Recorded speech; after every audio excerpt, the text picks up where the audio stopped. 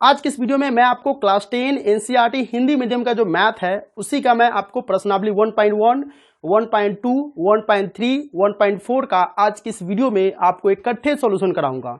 तो चलिए वीडियो को शुरू करते हैं। वीडियो थोड़ा लंबा है इसलिए आप इसे अंत तक देखिएगा। और मैं जो इस वीडियो में बताया वो भी टाइपिंग मोड में, मैं आपको कोई भी नहीं ऐसा नहीं और बहुत ही अच्छी तरह से एक्सप्लेन भी किया हूँ, आपको बहुत ही अच्छा भी लगेगा। और थोड़ा लंबा वीडियो है, अगर आप इस चारों एक्सरसाइज को एक साथ देख लेते हैं तो आपको एक साथ ये वीडियो कहीं नहीं मिलता है, तो मैं आपको एक साथ ये वीडियो देने वाला हूँ। चलिए वीडियो को शुरू करते हैं और आपको ये सारे के सारे क्वेश्चन जितने भी 1.1, 1.2, 1.3, 1.4 के क्वेश्चन है सारे के सारे इकट्ठे आपको एक जगह पर सॉल्यूशन कराते हैं। यह है क्लास 10 बिहार बोर्ड का एनसीईआरटी का मैथ, इसे कुछ लोग बीटीबीसी का भी मैथ कहते हैं। इसी का मैं आज आपको वास्तविक संख्या के प्रश्नावली 1.1 का सॉल्यूशन कराने वाला हूं।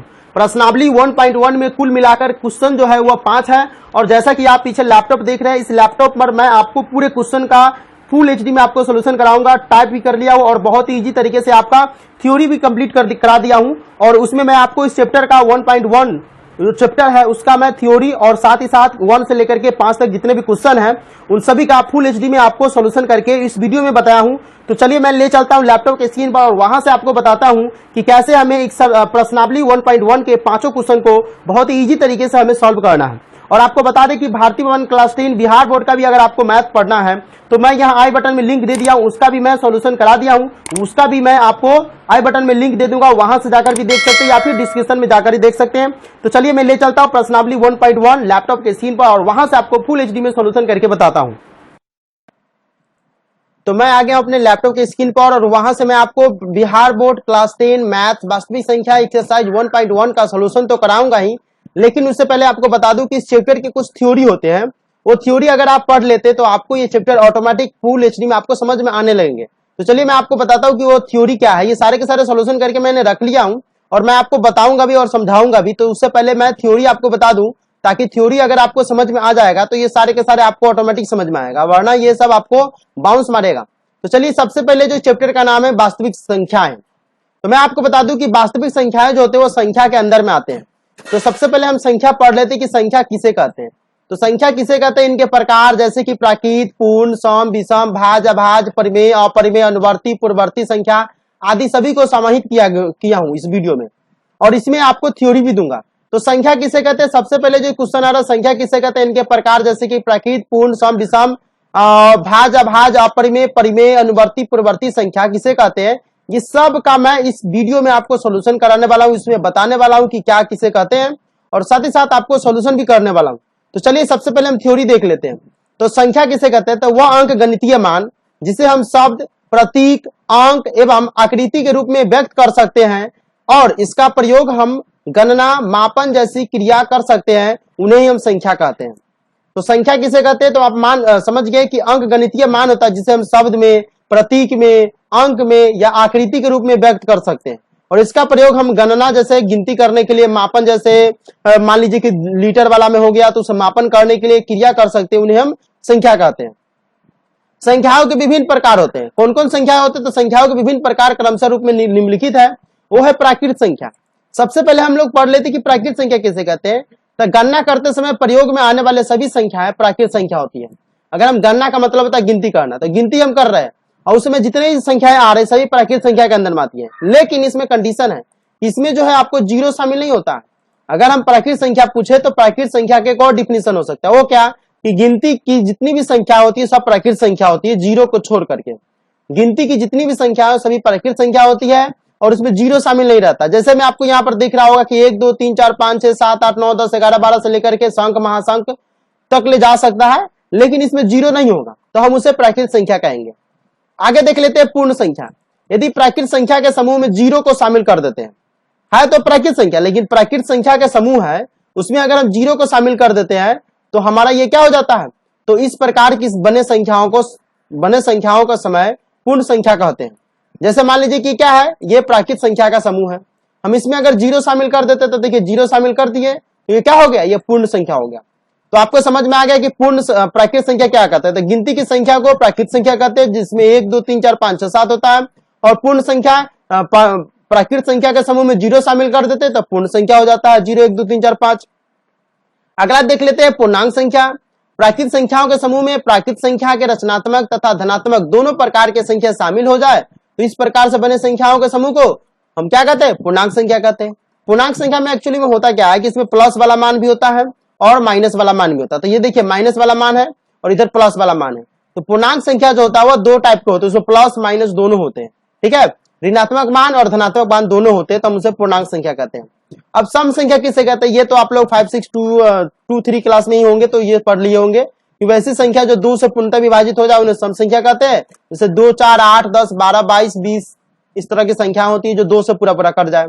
और विषम संख्या ऐसी संख्या है जो 2 से पूर्णतः रूप से विभाजित नहीं होती है, उन्हें हम विषम संख्या कहते हैं। जैसे में हो गया कि 3, 9 ये सब 2 से विभाजित नहीं होने वाला है तो ये विषम संख्या हो गया। अब देख लेते हैं भाज्य संख्या, ऐसी संख्या जिसे जो एक स्वयं के अलावा और भी संख्या से पूर्णतः विभाजित हो जाती है उन्हें हम क्या कहते हैं, भाज्य संख्या कहते हैं। तो वैसी संख्या जो एक और अपने आप के अलावा किसी दूसरे संख्या से विभाजित हो जाए तो हम उसे भाज्य संख्या कहते हैं। जैसे 4 है तो 4 क्या किससे कटेगा, 1 से भी कटेगा, 2 से भी भाग लग जाएगा और 4 से भी भाग लग जाएगा। तो वैसी संख्या जो एक और अपने आप को छोड़ करके किसी दूसरे संख्या से भी विभाजित हो जाए तो हम उसे भाज्य संख्या कहते हैं, ठीक है। इसे एक अपना डिफिनेशन बना दिया भाज्य संख्या, वैसी संख्या जो स्वयं एक को छोड़कर अन्य किसी अंकों से पूर्णतः विभाजित नहीं होता। वैसी संख्या जो एक और छोड़ करके किसी और संख्या से विभाजित होवे नहीं करेगा, ठीक है। जो ऐसी संख्या जो एक और अपने आप को छोड़ करके किसी अन्य संख्या से विभाजित नहीं, जैसे 5 क्या 1 से विभाजित होगा, 5 से विभाजित होगा, इसके अलावा किसी दूसरे संख्या से विभाजित नहीं होगा। 2 भी है, 1 और 2 से विभाजित होगा। तो वैसी संख्या जो एक और अपने आप को छोड़कर किसी अन्य संख्या से विभाजित न हो उसे हम अभाज्य संख्या कहते हैं। उसके बाद है परिमेय संख्या। तो वैसी संख्या जिसे p बाई q के रूप में व्यक्त किया जा सकता है, यानी p बटा q के रूप में लिख सकते हैं, उसे परिमेय संख्या कहते हैं, जहां p और q अपूर्णांक होता है। ज्यादा जानने के लिए हम आपको बताएंगे, उदाहरण के लिए जैसे 3/4 हो गया, ठीक है, 5/6 हो गया, 4/9 हो गया, ठीक है। एक और मान हम आपके लिए ले लेते हैं, यहां से कलम लेकर बता देते हैं तो आपको अच्छी तरह से समझ में आ जाएगा। जैसे कि यहाँ पर देख लीजिए कि हो गया ये 5/6 हो गया, तो ये क्या हो गया, परिमेय संख्या हो गया, ठीक है। उसे रहेगा 2/3, तो ये भी परिमेय संख्या। ये 3/4 हम ऐसे भी लिख सकते हैं, ठीक है, ये ऐसे भी करके हम 3/4 को लिख सकते हैं। तो इस तरह की संख्याएं जो होती है वो परिमेय संख्या के अंदर में आती है। अब देख लेते हैं अपरिमेय संख्या, वैसी संख्या जिन्हें p बाई q के रूप में व्यक्त नहीं किया जा सकता है उसे अपरिमेय संख्या कहते हैं, ठीक है। जैसे मान लीजिए कि अपरिमेय संख्या में क्या होता है, p बाई q के रूप में व्यक्त नहीं कर सकते हैं, तो देख लीजिए हम आपको बता दें p बाई q के रूप में व्यक्त नहीं। मान लीजिए कि हमारा ये क्या है, ये हमारा √3 है, तो √3 क्या हो गया, ये अपरिमेय संख्या, हम इसे p बाई q के रूप में व्यक्त नहीं कर सकते हैं, ठीक है। उसी तरह से हमारा क्या हो जाएगा, √5 हो जाएगा, ये क्या हो जाएगा √5। लेकिन आपको अगर कह दे कि √4 ये क्या है, अपरिमेय संख्या है, तो नहीं है, क्योंकि √4 का वर्गमूल निकालेंगे, √4 का अगर हम निकालेंगे तो कितना हो जाएगा 2, और सीधा रूट में नहीं रहता तो हम इसे 2 को 2/1 में लिख सकते हैं। तो वैसी संख्या है जिसका वर्गमूल नहीं निकलता, जिसका रूट नहीं निकलता, उसे ही हम अपरिमेय संख्या के रूप में रखेंगे।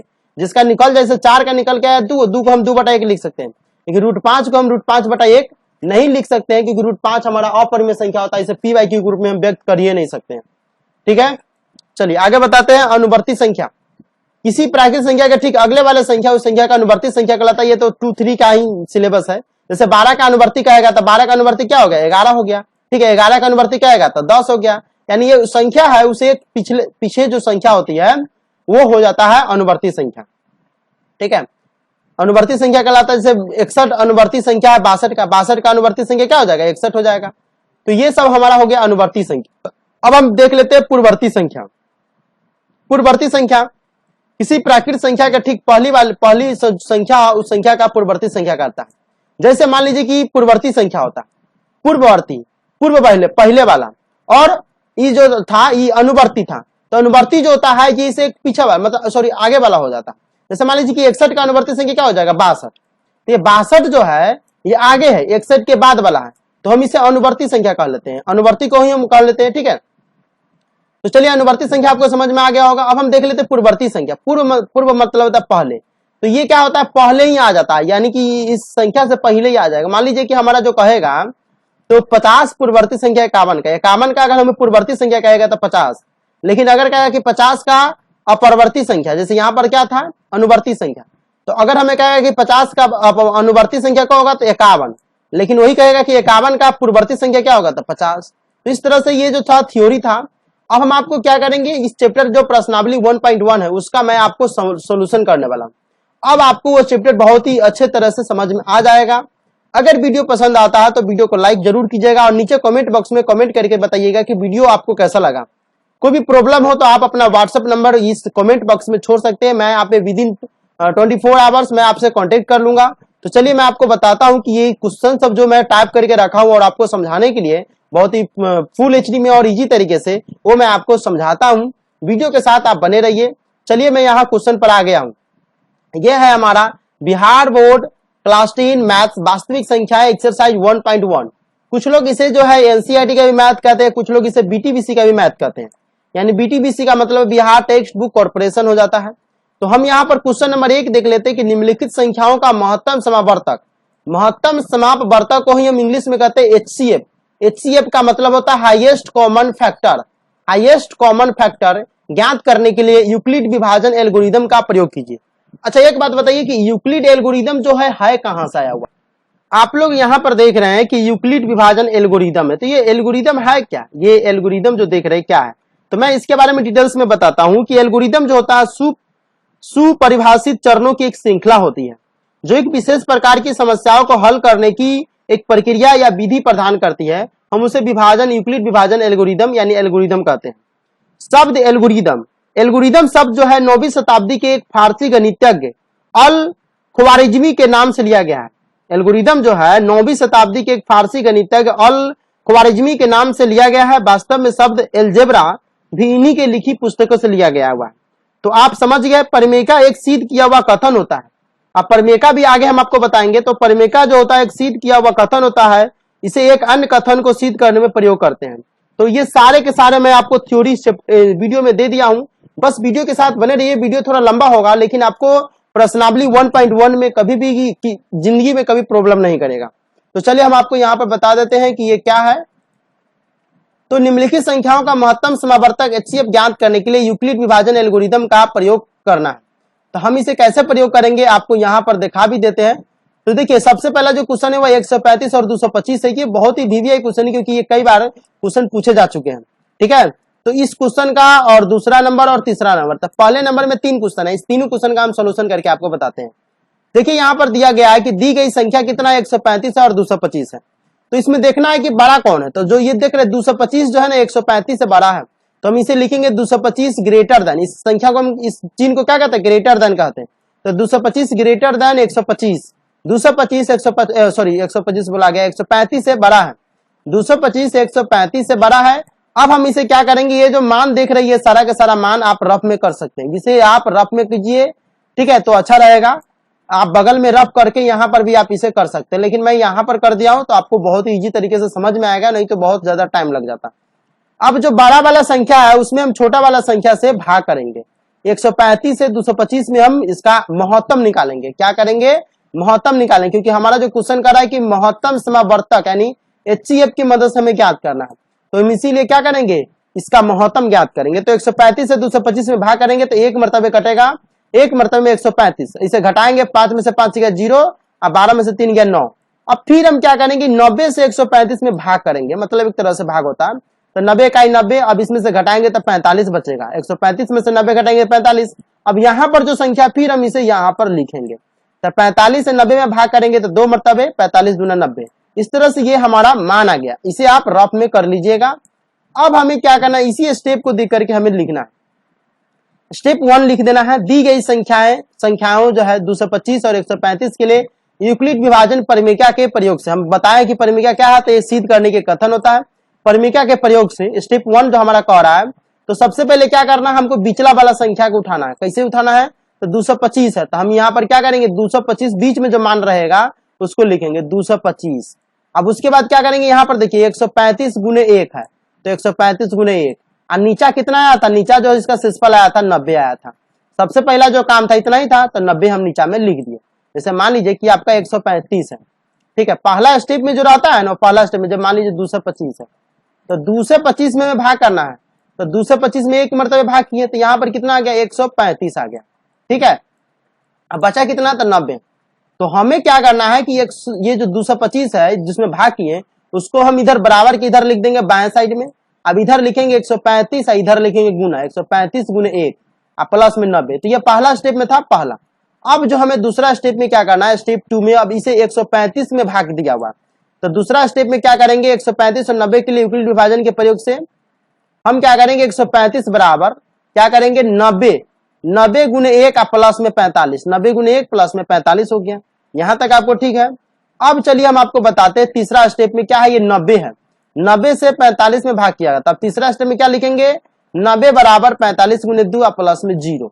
ठीक है, अब देखें कि जिसके प्लस में 0 आ गया हुआ है, जिसके प्लस में 0 आ गया हुआ है वही हमारा जो है उसी का शुरू वाला, उसी का शुरू वाला, उसी का शुरू वाला, जिसके प्लस में 0 रहेगा उसी के शुरू वाला, मतलब बराबर के शुरू वाला, वो हमारा क्या हो जाता है, वो हमारा जो होता है एचसीएफ हो जाता है। शेषफल 0 है और भाजक 45 है, अतः महत्तम समावर्तक जो हमारा हो गया वो 45 हो गया। इस तरह से एचसीएफ जो हो गया हाईएस्ट कॉमन फैक्टर हमारा जो निकल कर आया इस क्वेश्चन का, वो कितना निकल कर आया, तो वो निकल कर आया कि 225 और 135 का महत्तम समावर्तक निकालना था, हम उसका आंसर निकाल कर कितना लाए हैं, तो उसका आंसर जो आया हुआ है वो है 45 यानी 45 आया हुआ। इसी तरह से आपको जो है दूसरे नंबर क्वेश्चन का भी हल करना है। दूसरे नंबर क्वेश्चन जो देख रहे हैं कि 196 और 38,220 है, ये तो आपको भारतीय भवन के बुक में भी मिल गया था और ये दोनों क्वेश्चन भारतीय भवन के बुक में भी था। चलिए 196 और 38,220 काम कर लेते हैं। बहुत ही इजी क्वेश्चन है लेकिन आपको फंसाने के लिए बहुत काफी है, क्योंकि ये इसका एलसीएम अगर आपको नहीं आए तो इस तरह की क्वेश्चन को बाइट में बार बार देखना पड़ेगा, क्योंकि इस तरह के क्वेश्चन अगर आपको आ जाए तो एग्जाम में इसका कैलकुलेशन करने में बहुत ही प्रॉब्लम हो जाता है। 196 और 38,220 है, इसमें बड़ा वाला कौन है, तो 38,220, तो हम इसे आगे कर लेंगे और 196 पीछे है तो छोटा कर लेंगे, तो 38,220 ग्रेटर देन 196। अब हम क्या करेंगे, छोटा से बड़ा वाला में भाग करते हैं, तो 196 से हम 38,220 में भाग करेंगे। अब ये डायरेक्ट जो है ना 195 मरतबे करता है। बहुत सारे बच्चों को यही प्रॉब्लम हो जाता है कि इसका महत्तम समावर्तक ज्ञात करना है, लेकिन महत्तम समावर्तक ज्ञात करने के विरुद्ध में इसमें महत्तम समावर्तक का कोई यूज हुआ नहीं है, सिर्फ भाग का यूज हुआ है। तो हम 196 से अगर हम इसे 1 मरतबे करेंगे तो 196 12 में से 6, यहाँ पर देख रहे हैं ना 12 में से 6 इस तरह से घटाएंगे तो हमारा ये मान निकल कर आ जाएगा। ठीक है, तो ये 196 हमारा है और 38,220 है। इस तरह से हम इसे घटाएंगे तो यहाँ पर हमारा आ गया 12 में से 6 गया तो 6, अब ये जो देख रहे हैं ये 7 हो गया, 17 में से 9 गया तो यहाँ पर 8 हो गया और 2 में से 1 गया तो 1 हो गया। अब यहाँ पर हमारा तो 3 अंक था तो यहाँ पर 2 उतर जाएगा। अब फिर हम 9 मरतबे करेंगे तो इतना आएगा, फिर हम घटाएंगे तो कितना आ जाएगा, तो घटाने पर देख लीजिए आपको, घटाएंगे तो कितना आएगा, तो 1764 आया। तब 12 में से 4 गया तो हम यहाँ 8 लिख दिए, 6 में से 6 गया, सॉरी 15 में से 6 गया तो 9 हो गया, ये कट गया, अभी 0 लास्ट में था तो 0 बैठा दिए। इस तरह से अगर आप इसे भाग करेंगे तो इसका निकल कर आएगा 196 गुने 195। स्टेप 1 में दी गई संख्या 196 और 38,220 के लिए यूक्लिड विभाजन परिमिका से, देखिए आपके टीचर जो होंगे वो बहुत ही इजी तरीके से बताते होंगे, लेकिन आप वो भी तरीका लिख सकते हैं, लेकिन मैं जो तरीका बताता हूँ इसमें आपको एक भी नंबर एग्जामिनर नहीं काटेगा। तो 38,220 है, इसे हम क्या करें 196 गुने 195। अब देखिए इसका शेषफल एक के बारे में 0 निकल गया तो प्लस में 0, और जैसे ही जिसके प्लस में 0 रहेगा उसी का हम शुरू वाला ले लेंगे, वो हमारा क्या हो जाता है, वो एचसीएफ हो जाता है। प्लस में 0 है उसी का शुरू वाला हमारा एचसीएफ हो जाता है। तो यहाँ पर क्या हो गया, शेषफल 0 है और भाजक बराबर कितना 196, अतः महत्तम समावर्तक यानी एचसीएफ कितना हो गया 196 हो गया। यह बहुत ही इजी क्वेश्चन था लेकिन सोचने में आपको दिमाग बहुत ही ज्यादा खर्च करेगा, तो इसीलिए आप इस क्वेश्चन को एक तरह से दिमाग में बैठा ही ले, क्योंकि इस तरह के क्वेश्चन बहुत ही हार्ड होते हैं और आप निकालते निकालते थक भी जाएंगे। चलिए तीसरे नंबर क्वेश्चन का भी आंसर देख लेते हैं। दी गई संख्याएं 867 है और 255 है, तो दोनों में छोटा कौन है 255 और बड़ा कौन है 867। 867 ग्रेटर देन 255। 255 से हम क्या करेंगे 867 में भाग करेंगे। ये सारे के सारे काम आपको, ये वाला जो काम है ये वाला काम आपको रफ में करने हैं। चलिए रफ में कर लेना है। तो 255 से इसे करेंगे तो 3 मरतबे कटेगा, 5 तिहाई 15 और 5 तिहाई 15 16, 2 तिहाई 6 60। घटाएंगे तो कितना आएगा, 7 में से 5 गया 2 और ये जो हो जाएगा 6 में 6 गया 0, 8 में 7 गया 102 बच गया। अब हमें क्या करना था, इसमें एक और स्टेप हम इसमें बढ़ा सकते थे लेकिन बढ़ाया ही नहीं है। यहाँ पर हम क्या करेंगे 102 से इसमें क्या करेंगे 255 में भाग करेंगे। चलिए तो हम यहाँ पर कर लेते हैं 102 से, इसमें छोड़ दिया हुआ है, हम यहाँ पर जो है 255 में भाग करेंगे। ठीक है, तो अब क्या करेंगे 255 में भाग करेंगे तो ये जो हमारा कटेगा वो मान कितना मरतबे कटेगा, तो ये जो हमारा मान कटेगा वो हम यहाँ पर हमको यहाँ पर लिख लिए हुए, यहाँ 2 मरतबे में आराम से कट जाएगा। 2 मरतबे में करेंगे तो 2 दूना 4 और 0 दूना 0, 1 दूना 2, कितना बचेगा 5 में से 4 गया तो 1 और 5 में 0 गया 5, 51 फिर 51 से अगर हम 102 को करेंगे भाग, मतलब महत्तम करेंगे, तो ये 2 मरतबे पूरा पूरी कट जाएगा। तो 2 मरतबे कट जाएगा ना, 102, ये कितना मरतबे कटेगा, 2 मरतबे में 1 दूना 2 5 दूना 10 कट गया, यहाँ पर 0 आ गया। अब हमें यहाँ जो काम करना है वो हम आपको यहाँ पर बता दें। पहली बार में जो दिया हुआ है तो हम यहाँ पर लिख लेंगे 8 से 67 बराबर 2 से 55 गुने 3 प्लस में जो हमारा मान था ये लिख दिए। अब अगला स्टेप में क्या लिखना है, तो एक अगला स्टेप में हमें लिखना है 2 से 55 के, या जो 2 से 55 देख रहे हैं ये 2 से 55 बराबर 102 गुने 2 प्लस में 51, तो 2 से 55 बराबर 102 गुने 2 प्लस में 51, यहाँ पर भी लिख दिए हम। ठीक है, लिख दिए। अब जो हमें करना था वो क्या करना है, 102 हमारा जो शेषफल बचा हुआ था 102 बराबर लिख देंगे। तो 102 बराबर क्या हो जाएगा, 51 गुने 2 प्लस में 0। अब इसके प्लस में 0 है तो इसी का शुरू वाला हमारा ये महत्तम हो जाएगा। तो इस तरह से क्या हो जाएगा, सबको मिटाते 51 हमारा जो है शेषफल शून्य है और भाजक 51 है, इसीलिए महत्तम समवर्तक यानी HCF हो गया 51। तो पहला का जो 3 क्वेश्चन था वो हम आपको बता दिए हैं। आगे हम आपको बता दें प्रश्न नंबर 2, दर्शाइए कि कोई भी धनात्मक विषम पूर्णांक 6q + 1 या 6q + 3 या 6q + 5 के रूप का होता है जहां कोई पूर्णांक है, जहां q कोई पूर्णांक है। इस तरह के क्वेश्चन था। तो मैं यहाँ पर देख लेता हूं कि क्वेश्चन में कुछ छूटा तो नहीं है, देख लेता हूं यहाँ पर। हाँ, जहां q कोई पूर्णांक है यहाँ पर जो है q यहाँ पर छूट गया टाइप करने में। तो चलिए आप लोग यहाँ पर देखिए जहां q कोई पूर्णांक है। चलिए तो सबसे पहले हम यहाँ पर हल करेंगे। माना कि a एक विषम धन पूर्णांक है जो 6 से बड़ा है। ठीक है, माना कि a एक विषम धन पूर्णांक है जो 6 से बड़ा है और b एक धन पूर्णांक इस प्रकार है कि b बराबर 6 हो जाता है, यानी b का मान 6 है और a का मान एक विषम धन पूर्णांक है जो 6 से बड़ा है। इसमें a का मान 6 से बड़ा और b का मान इसमें 6 है। तब यूक्लिड की विभाजन परिमिका से जो होता है, ये परिमिका क्या होता है मैं आपको बता दिया हूं। तब यूक्लिड की विभाजन परिमिका से हमारा जो इसमें आ जाएगा a बराबर जो होता है वो फॉर्मूला होता है bq + r। ये फॉर्मूला मैं आपको बताना भूल गया था, a बराबर bq + r ये यूक्लिड की विभाजन परिमिका की फॉर्मूला होता है। तो b की जगह कितना है, 6 है, जहां जहां b दिख रहा है वहां पर 6 रख दीजिए, 6q + r। इस तरह से यहां तक आपको समझ में आ गया होगा। तब r का मान यहाँ पर कह रहा है, तब r का मान 6 से कम होना चाहिए। r का जो मान है वो 6 से कम होना चाहिए, क्योंकि r का मान तो यहाँ पर है, तो b के मान से r का मान जो होता है वो कम होता है। तब r के संभव मान जो जाएगा 6 से कम होगा, तो 0 से लेकर के और उसे एक पिछले, तो 0 से लेकर 5 होगा, लेकिन 6 नहीं, 6 से कम, तो 0 से लेकर 5 होगा। अब जहां जहां पर मान है वहां पर एक बार हम r की जगह 0, एक बार r की जगह 1 लिखेंगे, एक बार 2 लिखेंगे, इस तरह से 5 तक रखेंगे।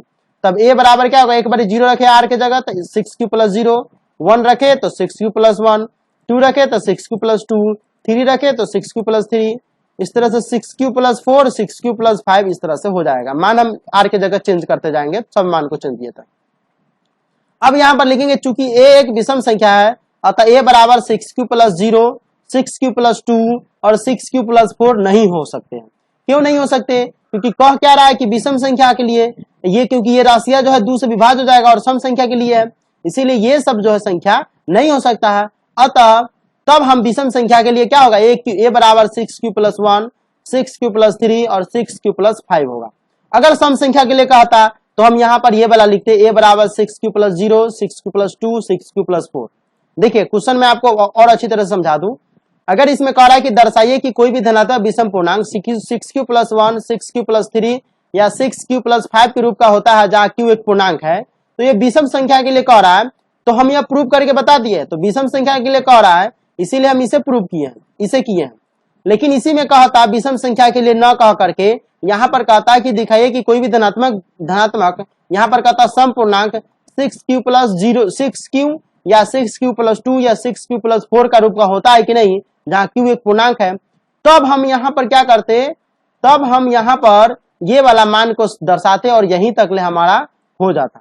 ठीक है, तो यहाँ पर तक हम तो सेकेंड वाले स्टेप के अनुसार से समझाएंगे। तब विषम संख्या a बराबर 6q + 1, 6q + 3 या 6q + 5 है, ये इस क्वेश्चन के अनुसार से। अगर सम संख्या कहता तो हम पीछे वाले तब ये इतना ही तक लिखकर छोड़ देते, लेकिन विषम वाला है तो विषम वाला के लिए इतना। अतः एक धनात्मक विषम पूर्णांक 6q + 1, 6q + 3 या 6q + 5 के रूप का होगा। तो चलिए ये क्वेश्चन आपको बहुत ही इजी तरीके से समझ में आ गया होगा। अगर समझ में आ गया तो नीचे कमेंट करके जरूर बताइएगा, ताकि मैं अगले चैप्टर बनाने के लिए तैयार रहूंगा। अगर वीडियो पसंद में आता है तो नीचे कमेंट कीजिए कि सर मुझे अगला भी चैप्टर चाहिए, तो मैं जल्द से जल्द अगला चैप्टर का भी वीडियो बनाकर आपको अपलोड कर दूंगा। देखिए प्रश्न नंबर 3 कहता है कि किसी परेड में 6 से 16 सदस्य वाली एक सेना यानी आर्मी की टुकड़ी को 32 सदस्यों वाले एक आर्मी बैंड के पीछे मार्च करना है। दोनों समूहों को समान संख्या वाले स्तंभों में मार्च करना है। ठीक है, उन स्तंभों की अधिकतम संख्या क्या है जिसे वह मार्च कर सकते हैं। क्वेश्चन बहुत इजी है, बस आपको समझ में आनी चाहिए। जो देख रहे हैं कि परेड हो रहा है, परेड में 6 से 16 सदस्यों वाले एक सेना यानी आर्मी है। आर्मी की एक टुकड़ी है, आप जानते हैं ना, एक परेड होता है 26 जनवरी 15 अगस्त के दिन दिल्ली के लाल किले पर, तो वहां पर ये परेड होती रहती है। तो इसमें 6 से 16 सदस्यों वाले एक आर्मी सेना है और टुकड़ी को 32 सदस्यों वाले एक आर्मी बैंड के पीछे मार्च करना है। 32 टुकड़ी वाले एक आर्मी जो है, आर्मी बैंड है, उसके पीछे इसे लगा देना है।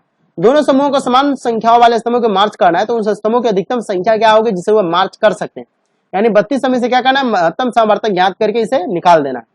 तो निकालेंगे, यहाँ पर लिखेंगे स्तंभों की अधिकतम संख्या टुकड़ी के सैनिकों की संख्या 6 से 16 है और बैंड के सदस्यों की संख्या 32 का महत्तम समवर्तक होगी। तो महत्तम समवर्तक ज्ञात करना है, तो स्टेप 1 में लिखेंगे 6 से 16 और 32 के लिए यूक्लिड की विभाजन परिमिका के प्रयोग से। तो 6 से 16 बराबर क्या हो जाएगा, 32 गुने 19 प्लस में 8। अगर आप निकालना चाहते हैं तो आप निकाल सकते हैं। 32 से 6 से 16 में भाग करेंगे तो जैसे देखिए कि आप यहाँ पर जो है महत्तम ज्ञात करना है, तो 32 से 6 से 16 में आप कीजिए। जैसे ही 32 से 6 से 16 में कीजिएगा तो ये सबसे पहले तो एक मरतबे कटेगा। ठीक है, इस तरह से आप इसे महत्तम करने आता होगा। तो 11 में से 2 गया तो 9 और ये हो गया 5 में से 3 गया 2, 6 यहाँ पर उतारेंगे तो कितना मरतबे कटेगा, फिर 9 मरतबे कट जाएगा। 9 दूना 18 और 9 3 27 1 28, 2 से 88 बचा, इसे घटाएंगे तो 16 में से 8 गया तो 8, ये हो जाएगा 31, अब ये भी हो जाएगा 31, यानी 8 बचा। 8 से 32 को भाग करेंगे तो 4 मरतबे, ये 4 मरतबे पूरा कट जाएगा। कितना कटेगा, 4 मरतबे। महत्तम समवर्तक अगर आपको निकालने आता तो पूरा कट जाएगा ये। ठीक है, पूरा ये कट गया। अब देखिए हम आपको यहाँ पर बता रहे हैं कि यहाँ पर सबसे पहले स्टेप में 6 से 16 बराबर क्या करेंगे, 32 गुने 19 प्लस में 8, क्योंकि यहाँ पर आया, यहाँ से भाग हुआ, ये से भाग का खिट गया, यहाँ आया। अब हम क्या लिखेंगे, 32 बराबर, दूसरा का स्टेप में लिखेंगे 32 बराबर 8 गुने 4 प्लस में 0। जैसे ही 0 आया तो 0 वाला के बगल वाला हो जाता है शुरू वाला, तो 8 हो गया हमारा। इस तरह से इसका जो मान निकल कर आया कि शेषफल 0 है और भाजक 8 है, महत्तम समवर्तक HCF बराबर कितना हो जाएगा, 8। अतः सेना जो है 8 स्तंभों में मार्च कर सकती है, यानी 8 डिवाइडिंग होगा 8 स्तंभों में वो मार्च करने के लिए। ठीक है, चलिए अगला नंबर क्वेश्चन जो देख लेते हैं। 4 नंबर क्वेश्चन का हो रहा है कि यूक्लिड विभाजन प्रमेय का प्रयोग करके दर्शाइए कि धनात्मक पूर्णांक का वर्ग किसी पूर्णांक m के लिए 3m या 3m+1 के रूप का होता है कि नहीं होता है। तो हम यहाँ पर देख लेते हैं कि माना a तथा b ऐसे दो धन पूर्णांक है कि a जो है बड़ा है b से और b बराबर 3 होता है। तो a हमेशा बड़ा होता है और b बराबर यहाँ पर 3 है, ये जो देख रहे हैं ना, ये 3b बराबर है। तब यूक्लिड की विभाजन प्रमेय से हम यहाँ पर निकालेंगे a बराबर 3b+r होता है, जबकि जीरो जो है यहाँ पर देखिए 0, इसे आपको पढ़ने नहीं आता होगा तो ध्यान से पढ़िए, मैं यहाँ पर पढ़ रहा हूँ, पढ़िए। तो 0 less than equal to r, 0 less than equal to r और लेस देन 3, इसे हम पढ़ते हैं 0 less than equal to r और लेस देन 3, यानी 0 का मान 3 से छोटा होगा सॉरी r का मान 3 से छोटा होगा। ठीक है, इसका मतलब है कि r का मान 3 से छोटा होगा, 0 के बराबर होगा, 0 से लेकर के 3 से छोटा होगा, इसका मतलब हो जाता है। तब r के संभव मान क्या होगा, 0 1 2, बस 0 1 2 होगा। अब हम 0 रखेंगे तो 3b+0, 1 रखेंगे तो 3b+1 और 2 रखेंगे तो 3b+2, यानी a का हमारा 3 मान यहाँ पर निकल कर आ गया।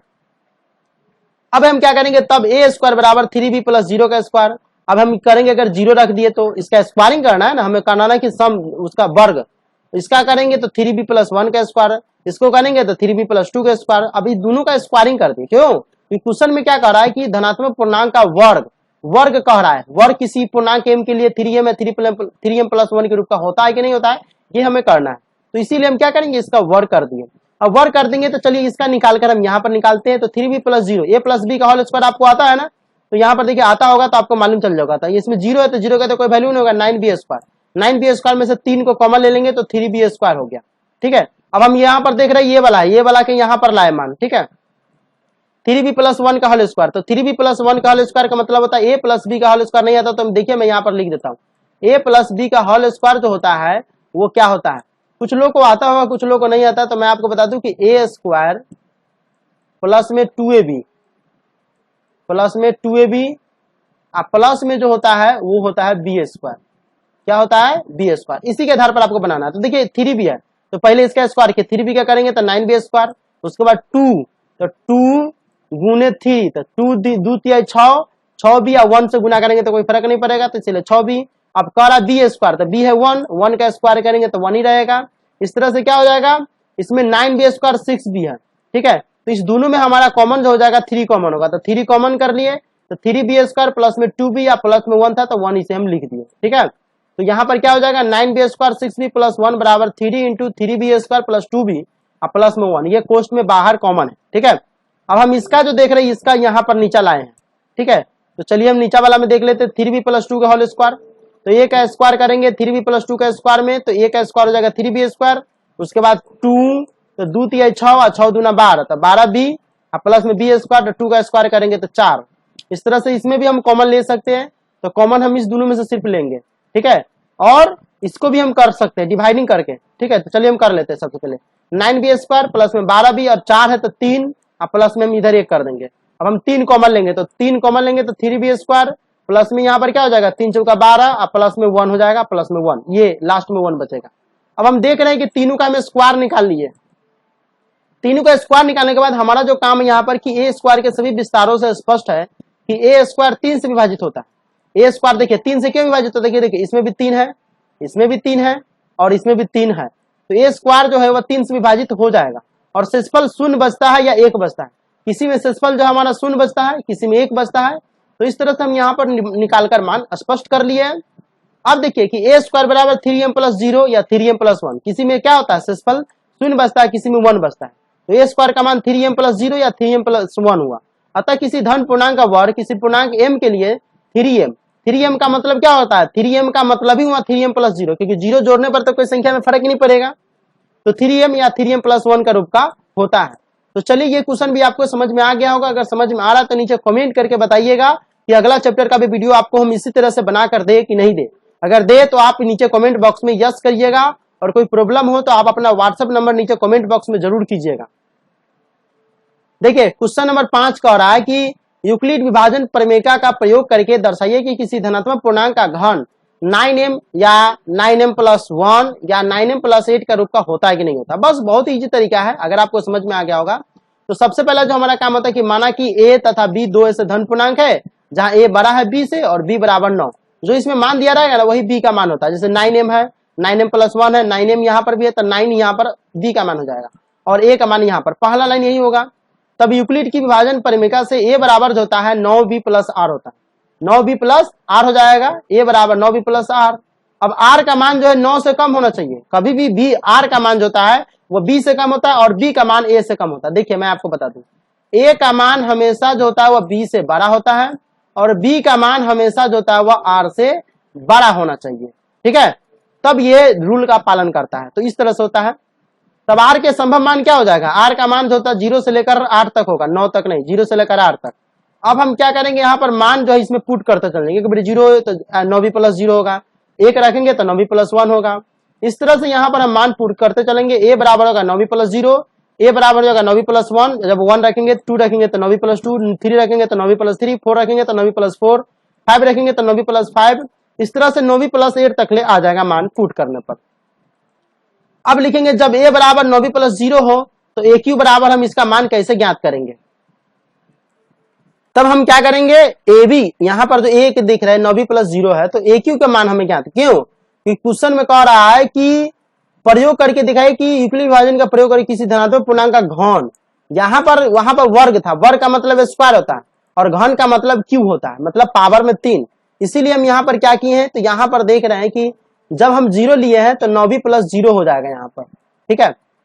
तो 3b प्लस 0 का हल क्यों करेंगे, 3b प्लस 0 का हल क्यों करेंगे तो क्या हो जाएगा, तो देखिए 3b प्लस 0 का हल क्यों का मतलब क्या होगा, 0 तो इसमें कोई वैल्यू नहीं है तो 3 का क्यों कीजिए, 3 का मतलब 27, अब b का मतलब 3 का पावर इसका भी हो जाएगा तो 27b क्यू। इस तरह से aq का मतलब हम इसमें कॉमन ले लेंगे, कॉमन ले लेंगे तो 27 में कॉमन क्या आने वाला 9 कॉमन लेंगे तो 3b क्यू बच जाएगा, यानी समीकरण ये 1 हो गया, ठीक है। समझ में आ रहा है ना कि एक यहाँ पर क्यू करना है, तो क्यू करेंगे तो 27 बी क्यू हो जाएगा, 27 में से 9 कॉमन लेंगे 3 बी क्यू। ये क्योंकि चैप्टर का लास्ट क्वेश्चन है इस प्रश्नावली 1.1 का। अब हम जब 9 बी प्लस 1 लेंगे, ये बराबर जब 9 बी प्लस 1 हो जाएगा, 9 बी प्लस 1, तो ए क्यू का मान हम ज्ञात करेंगे, तो 3 बी प्लस 1 का होल क्यू कर देंगे हम इसे। होल क्यू करेंगे तो क्या हो जाएगा, तो देखिए 3 बी प्लस 1 का होल क्यू करेंगे तो हमारा ये मान आसानी से आ जाएगा, क्योंकि 1 का क्यू 1 और 9 बी का 3 का 9, तो ए क्यू प्लस में 3 A B into 3 A B into A plus B plus में बी क्यू होता है। ये फॉर्मूला होता है, आपको अगर नहीं मालूम है तो मैं आपको बता दूं, ए प्लस बी का होल क्यू होता है ए क्यू प्लस में 3 A B into A plus B और प्लस में होता है बी क्यू। ये फॉर्मूला होता है, फॉर्मूला के आधार पर हम इसे कर दिए। तो 3 बी का क्यू करेंगे तो 27 बी क्यू, इसका करेंगे 3 3 9 और 9 को इसमें गुना करेंगे तो 3 3 9 3 27 बी स्क्वायर प्लस में फिर उसी तरह से गुना करेंगे 3 3 9 और 1 से गुना करेंगे तो 9 बी और 1 का क्यू हो जाएगा 1। अब हम इसे यहां से क्या करेंगे, कॉमन करने के लिए कोशिश करेंगे। तो देखिए तीनों में हमारा कॉमन है, तो 9 कॉमन होगा तो 3 बी क्यू 3 बी स्क्वायर, यहाँ पर बी प्लस में 1, ये समीकरण हमारा 2 हो गया। जब 2 समीकरण हम निकालिए तब तीसरा समीकरण है 9 बी प्लस 2, तो 9 बी प्लस 2 है तो हम यहाँ पर क्या करेंगे, ए क्यू की जगह क्या करेंगे 3 बी प्लस 2 का होल स्क्वायर कर देंगे। ठीक है, तो 3 बी प्लस 2 का होल स्क्वायर करेंगे तो देखिए 3 बी का क्यू प्लस में 3 बी 2 3 बी प्लस 2, और ये फॉर्मूला होता है कि ए क्यू प्लस में 3 A B into 3 A B into A plus B plus में बी क्यू, ये फॉर्मूला होता है। इस तरह से हम इसे कॉमन कन्वर्ट करेंगे। 3 बी क्या हो जाएगा 27 बी क्यू, ये 27 बी क्यू है। ठीक है, 27 बी क्यू प्लस में 54 बी स्क्वायर प्लस में 36 बी प्लस में 8, 27 बी क्यू प्लस में यहाँ पर 18 बी हो जाएगा कॉमन। सॉरी यहाँ पर देख लीजिए 27 बी क्यू को तो ठीक है, इसमें तो देखिए इस दोनों में हमारा कॉमन होगा, तो इसमें 18 बी कॉमन करेंगे तो 3 बी प्लस में 2 होगा प्लस में 8। अब हम क्या करेंगे, नीचे से फिर कॉमन करेंगे 9 कॉमन करेंगे तो 3 बी क्यू, इसमें हो जाएगा 18 बी है तो इसमें कॉमन 6 बी स्क्वायर, क्यों, क्योंकि 6 18 बी है और 3 बी है, तो यहाँ पर क्या हो जाएगा 18 3 54, हम इसे कॉमन नहीं भी कर सकते तो भी हो जाता। ठीक है, हम चाहे तो इस स्टेप को यहाँ से हटा सकते हैं, इस स्टेप को हटाएंगे डायरेक्ट यहीं से हम कॉमन करेंगे तो 9 है, तो 3 बी क्यू प्लस में 9 6 54 बी स्क्वायर प्लस में 9 चौका 36 बी प्लस में 8। इस स्टेप को आप उड़ाइए दे तो ठीक रहेगा, इस स्टेप की यहाँ पर कोई जरूरी नहीं है, इस स्टेप को आप ना लिखे तो सही रहेगा। तो इस तरह से कॉमन ले लिए तो क्या बचेगा 9 3 B cube 6 B square 4 B plus 8, ये जो है समीकरण नंबर 3 हो गया। जब तीनों समीकरण मालूम हो गया, इस स्टेप को आपको कटिस करके चलना, इस स्टेप को नहीं लिखना। तब समीकरण 1 2 और 3 को ध्यान से देखिए कि ये 9 से विभाज्य है, इन्हें क्रमशः ए क्यू बराबर 9m, ए क्यू बराबर 9m प्लस 1 और ए क्यू बराबर 9m प्लस 8 आ गया, लिखा जा सकता है। तो देखिए मैं आपको बता दूं, यहाँ पर मैं समीकरण 1 में देख लेता हूँ। समीकरण 1 में देखिए 9 है, 9m हो जाएगा। समीकरण 2 में देखिए 9m प्लस 1 हो गया, प्लस में 1 है। समीकरण 3 में देखिए 9m प्लस 8 है ना प्लस में, इसीलिए इस तरह से यहाँ पर हमारा मान आ गया कि ए क्यू बराबर एक में 9m, एक में 9m प्लस 1 9m प्लस 8 लिखा जा सकता है। अतः किसी धन पूर्णांक का घन 9m 9m प्लस 1 या 9m प्लस 8 के रूप का होता है। वीडियो पसंद आया तो प्लीज वीडियो को जरूर लाइक कीजिएगा। और आप सभी का बहुत बहुत स्वागत है हमारे इस चैनल में। आज मैं आपको सोल्यूशन कराऊंगा वो है क्लास 10 एनसीईआरटी का मैथ प्रश्नावली 1.2 का। आज के इस वीडियो में फुल एचडी में मैं सोल्यूशन कराने वाला हूं। मेरे हाथ में है ये एनसीईआरटी का मैथ, हिंदी मीडियम का जो मैथ है उसी का मैं प्रश्नावली 1.2 का आज की इस वीडियो में बहुत इजी तरीके से आपको सोल्यूशन कराने वाला हूं। इतना इजी तरीके से कि आज आपको 1.2 में जितने भी प्रॉब्लम है पिछले जो नहीं बन रहे वो सारे के सारे प्रॉब्लम आज की इस वीडियो में मैं खत्म कर दूंगा। और साथ ही साथ मैं आपको बता दूं कि इस चैनल पर आप नए हैं तो चैनल को सब्सक्राइब कर लीजिए और बेल नोटिफिकेशन को जरूर ऑन कीजिएगा। मैं ले चलता हूं अपने लैपटॉप के स्क्रीन पर और वहां से 1.2 के जितने भी क्वेश्चन हैं सभी के सभी क्वेश्चन को यहां पर टाइप करके साथ ही साथ उसका सॉल्यूशन भी टाइप कर लिया हूं और आपको बहुत ही इजी तरीके से और फुल एचडी में दिखाई भी देगा। तो चलिए मैं ले चलता हूं अपने लैपटॉप के स्क्रीन पर और वहां से मैं आपको प्रश्नावली 1.2 के जितने भी क्वेश्चन हैं जो आपको डाउट है, आपको समझ में नहीं आ रहे, वो आज मैं आपको क्लियर कराते चलूंगा। तो देखिए पहला नंबर क्वेश्चन यहां पर कह रहा है कि 140 है और इसे हमें अभाज्य गुणनखंड के गुणनफलों के रूप में व्यक्त करना है। तो 140 है, 140 का हम यहाँ पर क्या करेंगे एलसीएम निकाल दिए हुए। चलिए मैं आपको कलम लेकर बहुत ही इजी तरीके से मैं आपको समझाता हूँ और इतना अच्छे तरीके से शायद ही आपको कोई समझाए। तो चलिए, अगर वीडियो पसंद आएगा तो वीडियो को लाइक जरूर कीजिएगा। 140 है, हमें एलसीएम करना है। एलसीएम करिएगा तो 2 से 140 में एलसीएम कीजिएगा तो 70 मरतबे कटेगा। 2 से 70 में एलसीएम कीजिएगा तो 35 मरतबे कटेगा, और 35 में एलसीएम कीजिएगा तो 5 सते 35। ठीक है, अब हमें इसे क्या करना है, इसे लिखना है। तो चलिए हम यहाँ पर देखते हैं 140 बराबर क्या हो जाएगा, 2 गुने 2 गुने 5 गुने 7, 2 गुने 2 गुने 5 गुने 7, ये जो था यहाँ पर लिख दिए। 2 के पावर यहाँ पर कितना है, 2 के पावर यहाँ पर 2 है, इसीलिए 2 के पावर 2, 5 अकेले है और 7 अकेले है, यहाँ पर हो गया। अतः हम यहाँ पर जो किए हैं वो क्या हो गया, अतः 140 का जो यहाँ पर एलसीएम होगा, मतलब यहाँ पर जो है ये हो गया कितना, 2 गुने 2 गुने 5 गुने 7, ये हमें अभाज्य गुणनखंड के गुणनफलों के रूप में व्यक्त हो गया। चलिए अब हम अगला क्वेश्चन आपको बताते हैं। तो यहां तक तो आपको समझ में आ ही गया होगा। पहला नंबर क्वेश्चन अगर आपको समझ में आएगा तो दूसरा, तीसरा, चौथा, पांचवा तो आपको बहुत ही इजी तरीके से समझ में आएगा। दूसरा नंबर क्वेश्चन कह रहा है कि 156 बराबर 156 का एलसीएम यहाँ पर निकाल दिए हुए, 2 से किए थे 78 मरतबे, फिर 2 से किए तो 39 मरतबे, और 3 से किए तो 13 मरतबे। इस तरह से यहाँ पर हमारा एलसीएम है। ठीक है, तो 156 बराबर क्या हो जाएगा, तो चलिए हम कलम ले लेते हैं यहाँ पर भी और यहाँ पर भी। कलम के बिना तो आपको शायद ही, लेकिन कलम से मैं अच्छी तरह से समझा पाता हूं। तो देखिए 156 को 2 से किए तो 78, फिर 2 से 78 में किए तो 39, और 3 से 39 13। ये जितना जो देख रहे 2 गुने 2 गुने 3 गुने 13, 2 गुने 2 गुने 3 गुने 13, 2 के पावर 2 है इसीलिए 2 के पावर 2 लिख दिए, गुने 3 और गुने 13।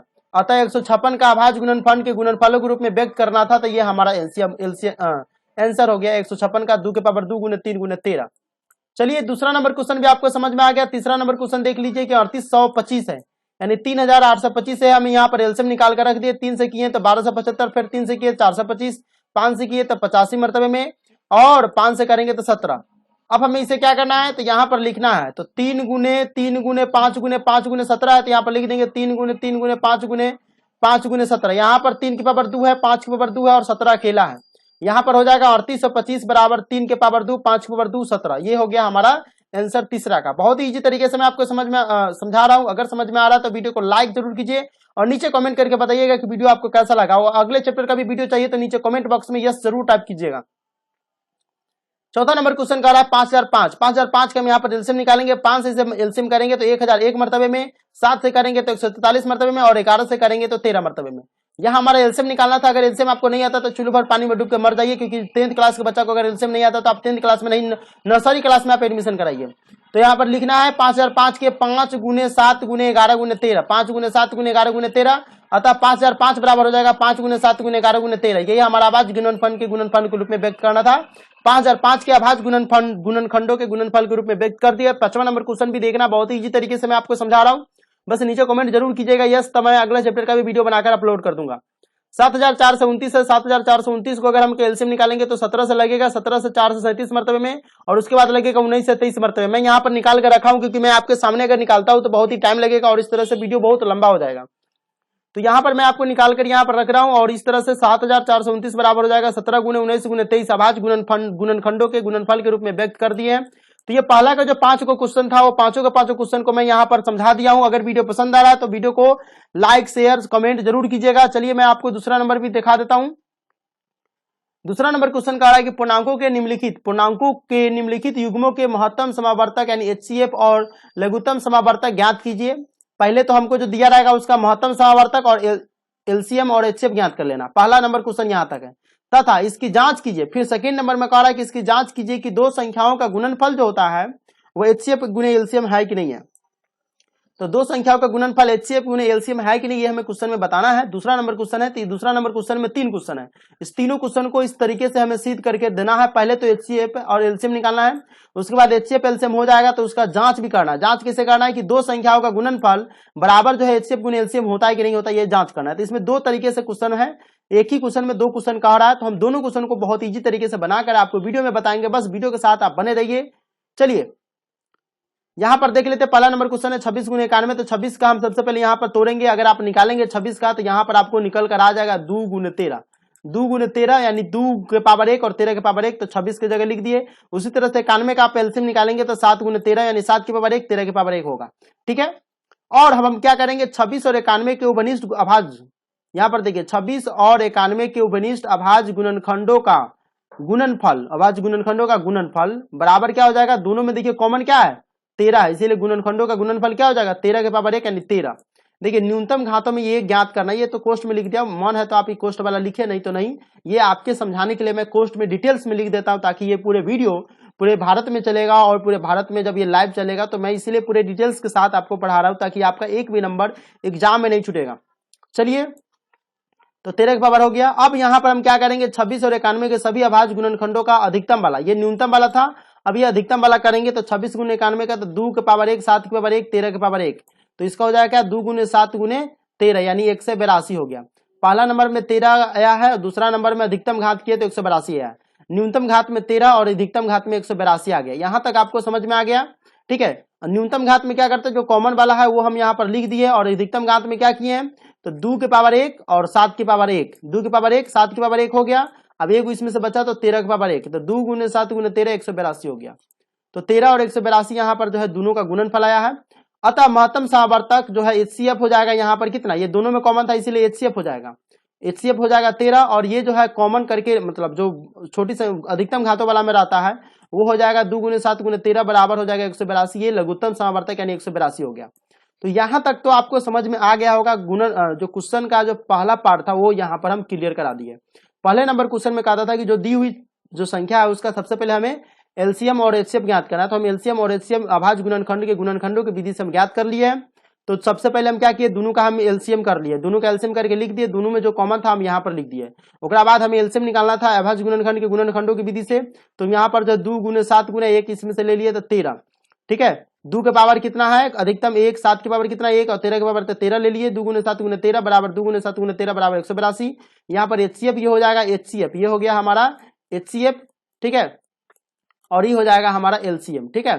तो इस तरह से हमारा HCF और LCM निकल गया। अब कह रहा है कि दो संख्याओं का गुणनफल बराबर HCF गुने LCM होता है कि नहीं होता है। तो देखिए संख्याओं का गुणनफल जो है 26 गुने 91, 26 गुने 91, दो संख्या जो था हमारा वही ना था, देखिए 26 था और 91 था, तो दोनों संख्या गुणनफल 26 गुने 91 2366 हुआ, और तथा HCF गुने LCM, तो HCF कितना है 13 है और LCM कितना है 182 है, तो 13 गुने 182 बराबर कितना हो गया 2366 ही हुआ।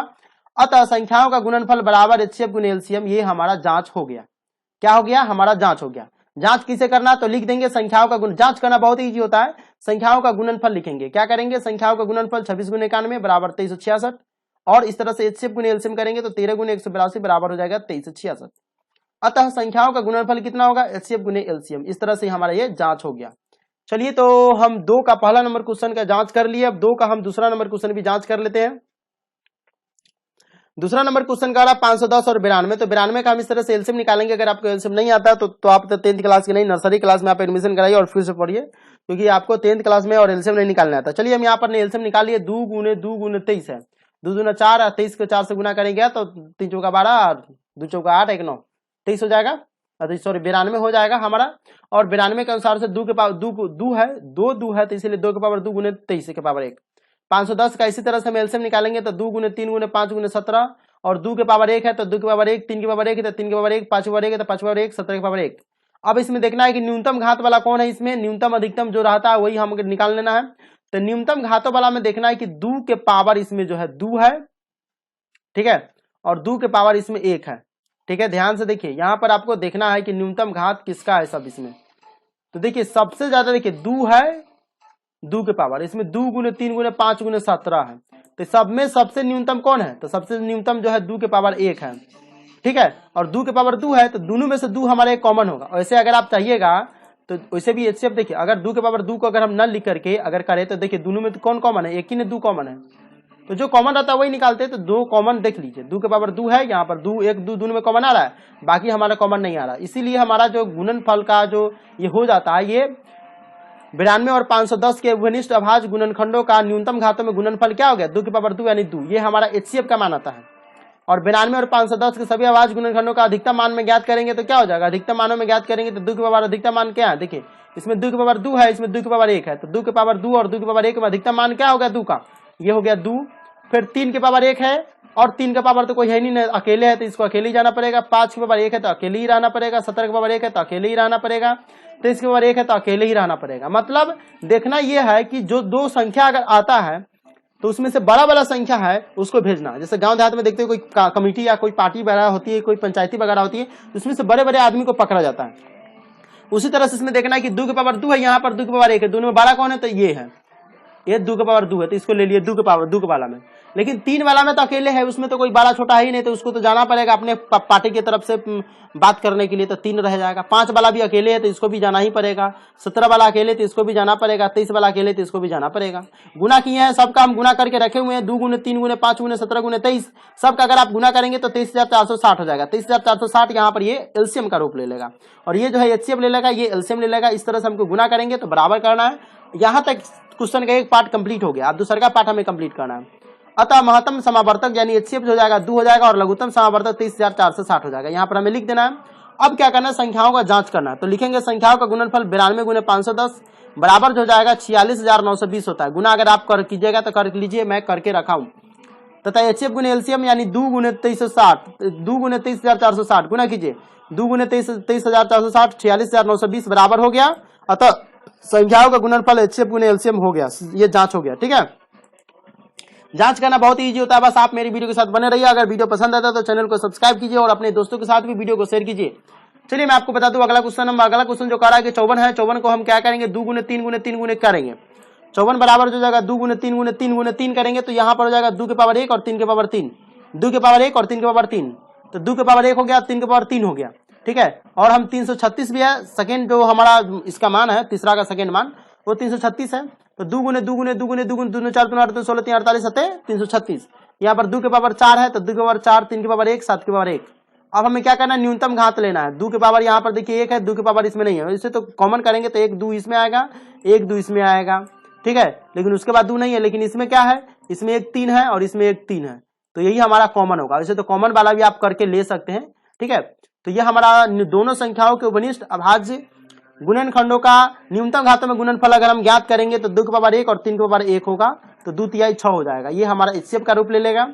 तथा दोनों संख्याओं के सभी अभाज्य गुणनखंडों का अधिकतम घातों में होगा, तो अधिकतम घातों में निकालेंगे तो 2 के पावर देखिए इसमें 1 है और 2 के पावर 4 है, तो 2 की तरफ से दोनों कहेगा भैया हो तोरा 4 गो था, तू धनिक था, तू जा से हम गरीब छी, हमारा पास ना है। तो ये 2 वाला की करेगा, 2 के पावर 4 वाला के भेजेगा, 2 के पावर 4 वाला आया। ये 3 के पावर 1 है, यहाँ पर ये कह रहा है भाई हम गरीब है, तो 3 के पावर 3 वाला के कहेगा जाने के लिए, 3 के पावर 3 आ गया। 7 वाला में देखिए अकेले है, एकरा तो कोई है ही नहीं कि किसी को कहेगा, तो इसको तो अपने काम करना पड़ेगा, तो 7 के पावर 1 वाला आएगा। तो 2 के पावर 4 हो जाएगा 16, 3 के पावर 3 हो जाएगा 27 है गुने 7, 16 गुने 27 गुने 7 कीजिएगा तो 3024 आता है। आप गुना करके देख लीजिए, मैं गुना करके रख दिया हूँ आपके सामने।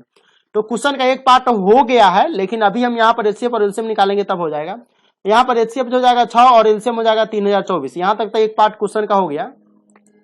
अब इसका सेकेंड पार्ट जो हमें करना है कि संख्याओं का गुणनफल, तो 54 गुने 336 जो संख्या उसका हम गुना करते हैं तो 18,144 होता है। अब अगर हम एचसीएफ गुने एलसीएम करते हैं तो 6 गुने 3024 बराबर 18,144 हो गया, ठीक है। अतः संख्याओं का गुणनफल क्या होगा, बराबर एचसीएफ गुने एलसीएम। संख्याओं का गुणनफल बराबर क्या हो गया, एचसीएफ गुने एलसीएम यहाँ पर हो गया, यह सिद्ध हो गया। तो दूसरा नंबर क्वेश्चन में जो 3 क्वेश्चन था और पहला नंबर में 5 क्वेश्चन था, इसका मैं सोल्यूशन अब करा दिया हूं। अब मैं आपको तीसरा नंबर भी क्वेश्चन सोल्यूशन कराऊंगा। तो चलिए बस वीडियो के साथ बने रहिए, जितना देर में होगा उतना देर में मैं आपको पूरे सोल्यूशन करा के ही रखूंगा, ठीक है।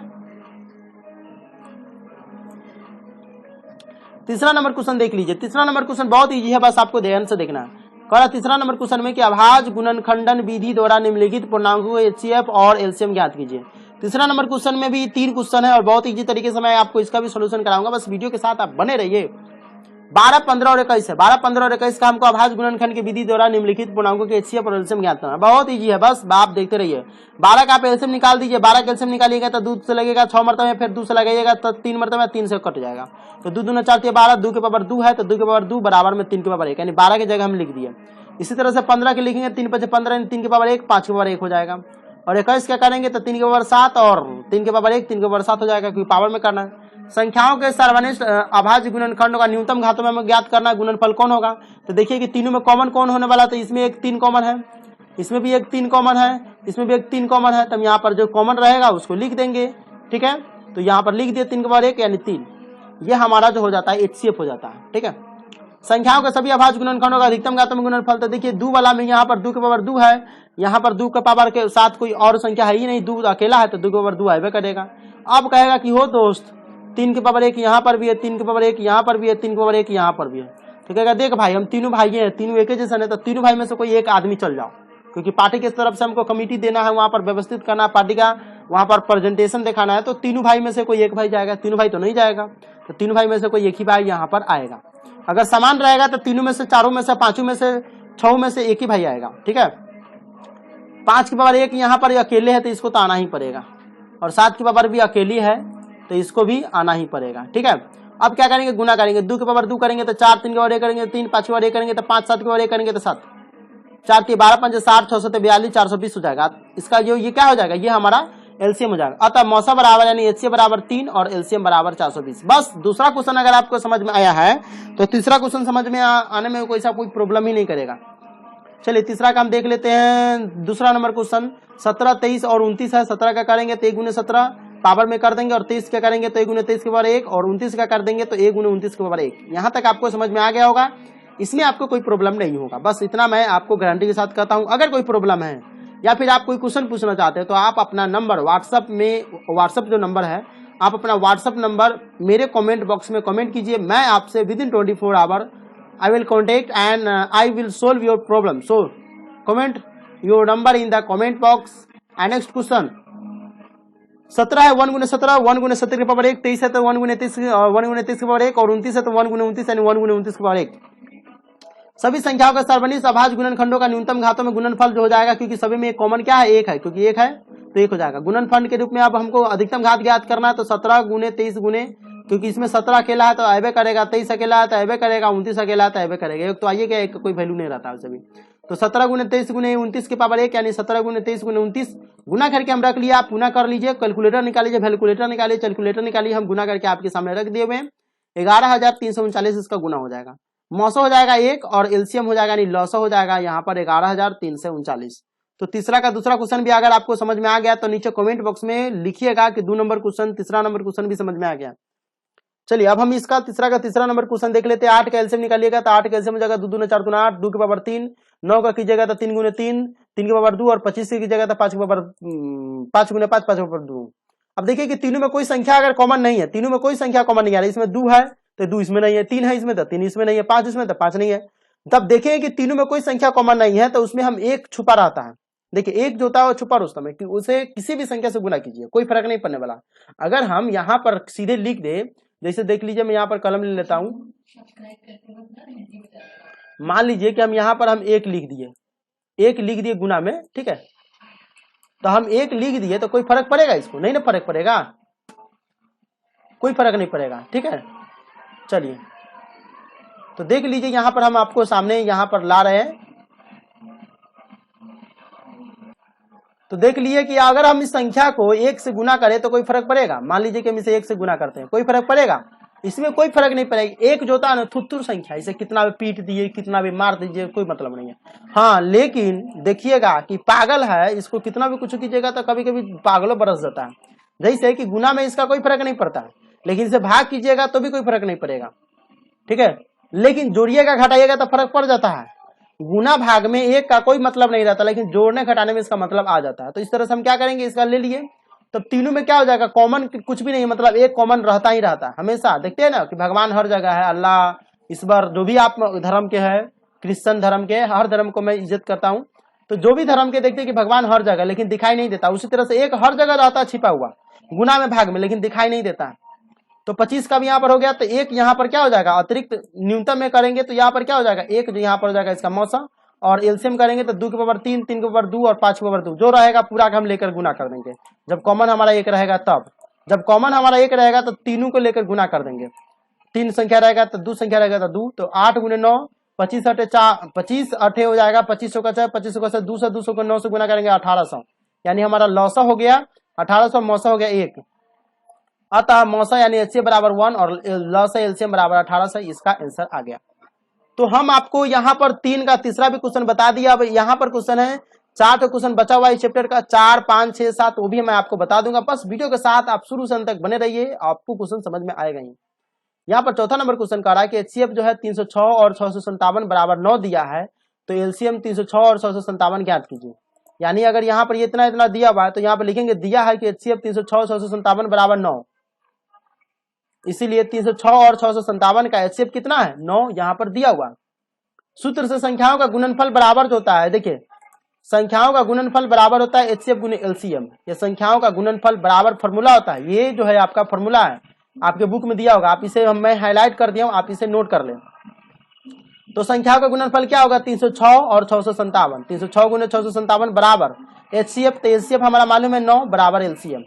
अब हमको क्या करना है कि एचसीएफ दिया हुआ है, ये जो क्वेश्चन है उसमें एचसीएफ जो है दिया हुआ है और इसका एलसीएम ज्ञात करना है। तो एलसीएम फॉर्मूला के अनुसार से ज्ञात करेंगे। तो एलसीएम यहाँ पर हम निकालेंगे, तो गुना में है, ये देख रहे हैं 9 जो है यहाँ पर गुना में है, तो हम एलसीएम निकालेंगे। तो एलसीएम बराबर क्या हो जाएगा 306 गुने 657।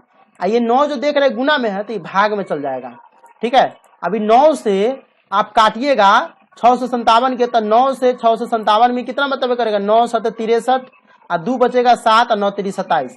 तो 9 7 63 27 यानी 306 गुने 73 बराबर हो जाएगा 22,338। 22,338। अतः एलसीएम बराबर हो जाएगा 22,338। आपका आंसर भी आया होगा, आप आंसर भी देख सकते हैं। चलिए, तो ये चौथा नंबर क्वेश्चन था। ये भी क्वेश्चन हम आपको सॉल्यूशन करा के बहुत इजी तरीके से बता दिए हैं।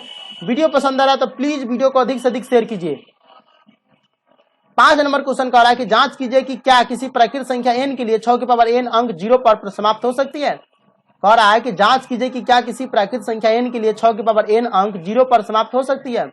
तो यहाँ पर हम क्वेश्चन समझ लिए हैं, अब आंसर की तरफ चलते हैं। तो लिखेंगे हल, यदि 6 की पावर n का मान एक ऐसी संख्या है जिसमें इकाई का अंक शून्य है। कह रहा है यदि 6 की पावर n का मान एक ऐसी संख्या है जिसमें इकाई का अंक शून्य है तो 6 की पावर n 5 से विभाज्य होगा। तो 6 की पावर n क्या हो जाएगा, वह 5 से विभाज्य होगा अगर होगा तब। लेकिन 6 के पावर n का मतलब क्या होगा 2 गुने 3 के पावर n। 6 का अगर हम करेंगे तो जिसका आशय है, जिसका अर्थ है, आशय का मतलब अर्थ है 6 के पावर n के अभाज्य गुणनखंड में 2 या 3 के अतिरिक्त कोई अन्य अभाज्य गुणनखंड नहीं है। 6 का अगर हम गुणनखंड किए तो कितना है 2 गुने 3 आया है। इसीलिए 6 के पावर n का कोई गुणनखंड 5 नहीं हो सकता है। कह रहा है कि 6 के, यहाँ पर कह रहा है कि जांच कीजिए कि क्या किसी प्राकृत संख्या n के लिए 6 के पावर n के अंक 0 पर समाप्त हो सकती है। तो 0 पर समाप्त कब होगी, जब यहाँ पर दिया हुआ है। तो यदि 6 के पावर n का मान एक ऐसी संख्या जिसमें इकाई का अंक शून्य है, इकाई का अंक शून्य है, तो 6 के पावर n 5 से विभाज्य होगा, लेकिन है ही नहीं यहाँ पर। तो 6 के पावर n का कोई गुणनखंड 5 नहीं हो सकता, अतः 6 के पावर n अंक शून्य पर समाप्त नहीं हो सकती है। अगर 5 रहेगा तभी शून्य पर समाप्त होगा, अगर नहीं है तो होबे नहीं करेगा। समझ में आया। तो आपको ये जो चौथा 5वां नंबर क्वेश्चन देख रहे हैं, 5वां नंबर क्वेश्चन का बस इतना ही आपको आंसर लिखना है। आंसर लिख दीजिएगा तो 2 नंबर 3 नंबर में होता है। ऐसे ही क्वेश्चन जो है लगभग अभी तक जो है एक बार भी नहीं पूछा हुआ है शायद, मुझे जहां तक मुझे याद है कि एक बार भी शायद ये क्वेश्चन अभी तक नहीं पूछा हुआ है। अगर पूछा भी होगा तो एक बार पूछा होगा, क्योंकि मैंने देखा था कि शायद नहीं पूछा हुआ था। चलिए, पूछे या ना पूछे, आप नॉलेज के लिए पढ़ रहे हैं तो आप इसे जरूर समझ जाइए। 6वां नंबर क्वेश्चन कह रहा है कि व्याख्या कीजिए कि 7 गुने 11 गुने 13 गुने व्याख्या कीजिए कि 7 गुने 11 गुने 13 प्लस में 13 और 7 गुने 6 गुने 5 गुने 4 गुने 3 गुने 2 प्लस गुने 1 प्लस में 5 भाज्य संख्या क्यों है। ये क्वेश्चन कह रहा है कि व्याख्या कीजिए, एक्सप्लेन कीजिए कि 7 गुने 11 गुने 13 प्लस में 13, ठीक है, और 7 गुने 6 गुने 5 गुने 4 गुने 3 गुने 2 गुने 1 प्लस में 5 भाज्य संख्या है लेकिन क्यों है। ये क्वेश्चन कर रहा है कि भाज्य संख्या है लेकिन क्यों है, ये हमें कंडीशन पूछ रहा है, कारण पूछ रहा है। तो हम यहाँ पर देखिए 7 गुने 11 गुने 13 प्लस में 13 बराबर क्या हो जाएगा, इसे हम गुना करेंगे तीनों को। आप गुना करके देख लीजिए, मैं गुना करके रखा हूँ 1001 प्लस में 13 होगा, ठीक है। अब 1001 और 13 को जोड़ेंगे तो कितना हो जाएगा 1014 हो जाएगा। बराबर हम 1014 का एलसीएम निकालेंगे। 1014 का एलसीएम निकालिएगा तो 2 गुने 3 गुने 13 गुने 13 होगा, ठीक है। आप निकाल कर रख लिए हैं, आप निकाल लीजिए ना, गलत होगा तब आप कुछ कहिएगा। अब दी हुई संख्या 7 गुने 11 गुने 13 प्लस 13 को अभाज्य गुणनखंडों के गुणनफल कितना होगा 2 गुने 3 गुने 13 गुने 13 के रूप में व्यक्त किया जा सकता है। कितना किया जा सकता है, व्यक्त किया जा सकता है। अतः अंक गणित के आधारभूत प्रमेय के अनुसार 7 गुने 11 गुने 13 प्लस 13 एक भाज्य संख्या है। क्यों, क्योंकि अभाज्य गुणनखंडों के गुणनफल के रूप में व्यक्त किया जा सकता है, व्यक्त किया जा सकता है। इसी प्रकार 7 गुने 6 गुने 5 गुने 4 गुने 3 गुने 2 गुने 1 प्लस 5, इसका भी करेंगे तो 5040 प्लस 5 हो जाएगा। सबका गुना करेंगे यहाँ तक लेता। अब 5040 में जोड़ेंगे 5 तो 5045 यानी 5 गुने 1009। दी गई संख्या 7 गुने 6 गुने 5 गुने 4 गुने 3 गुने 2 गुने 1 प्लस 5 को 5 गुने 1009 अभाज्य गुणनखंडों के गुणनफल के रूप में लिखा जा सकता है। अतः संख्या 7 गुने 6 गुने 5 गुने 4 गुने 3 गुने 2 गुने 1 प्लस 5 अंक गणित के आधारभूत प्रमेय के अनुसार भाज्य है। अंक गणित के आधारभूत प्रमेय के अनुसार क्या है, ये भाज्य है। बस हमें इतना लिख देना है। ये आपका 6ठा नंबर क्वेश्चन का सॉल्यूशन था। एक बार आप और देख लीजिए, यहाँ पर हमें करना था ये 7 गुने 11 गुने 13 प्लस 13 इस तरह से किए हैं, तो यहाँ पर इसका मान निकल कर आया। हम इसे व्यक्त किया जा सकता है। अंक गणित के आधारभूत प्रमेय से भाज्य संख्या है। पहला का कंडीशन लिख दिए, दूसरा का भी 7 गुने 6 गुने यहाँ था, इसका भी कंडीशन करके मैं लिख दिया हूँ। अभाज्य गुणनफल के गुणनखंडों के गुणनफल के रूप में लिखा जा सकता है। अतः ये जो संख्याएं हैं अंक गणित के आधारभूत प्रमेय के अनुसार भाज्य है। बस इतना लिख देना था 6ठा नंबर क्वेश्चन में। इस चैप्टर का यानी प्रश्नावली 1.2 का सबसे लास्ट क्वेश्चन है। बहुत इजी है। वैसे क्वेश्चन आपको देखने से लग रहा हो कि बहुत बड़ा क्वेश्चन है, लेकिन बहुत बड़ा क्वेश्चन नहीं है, बहुत आसान है।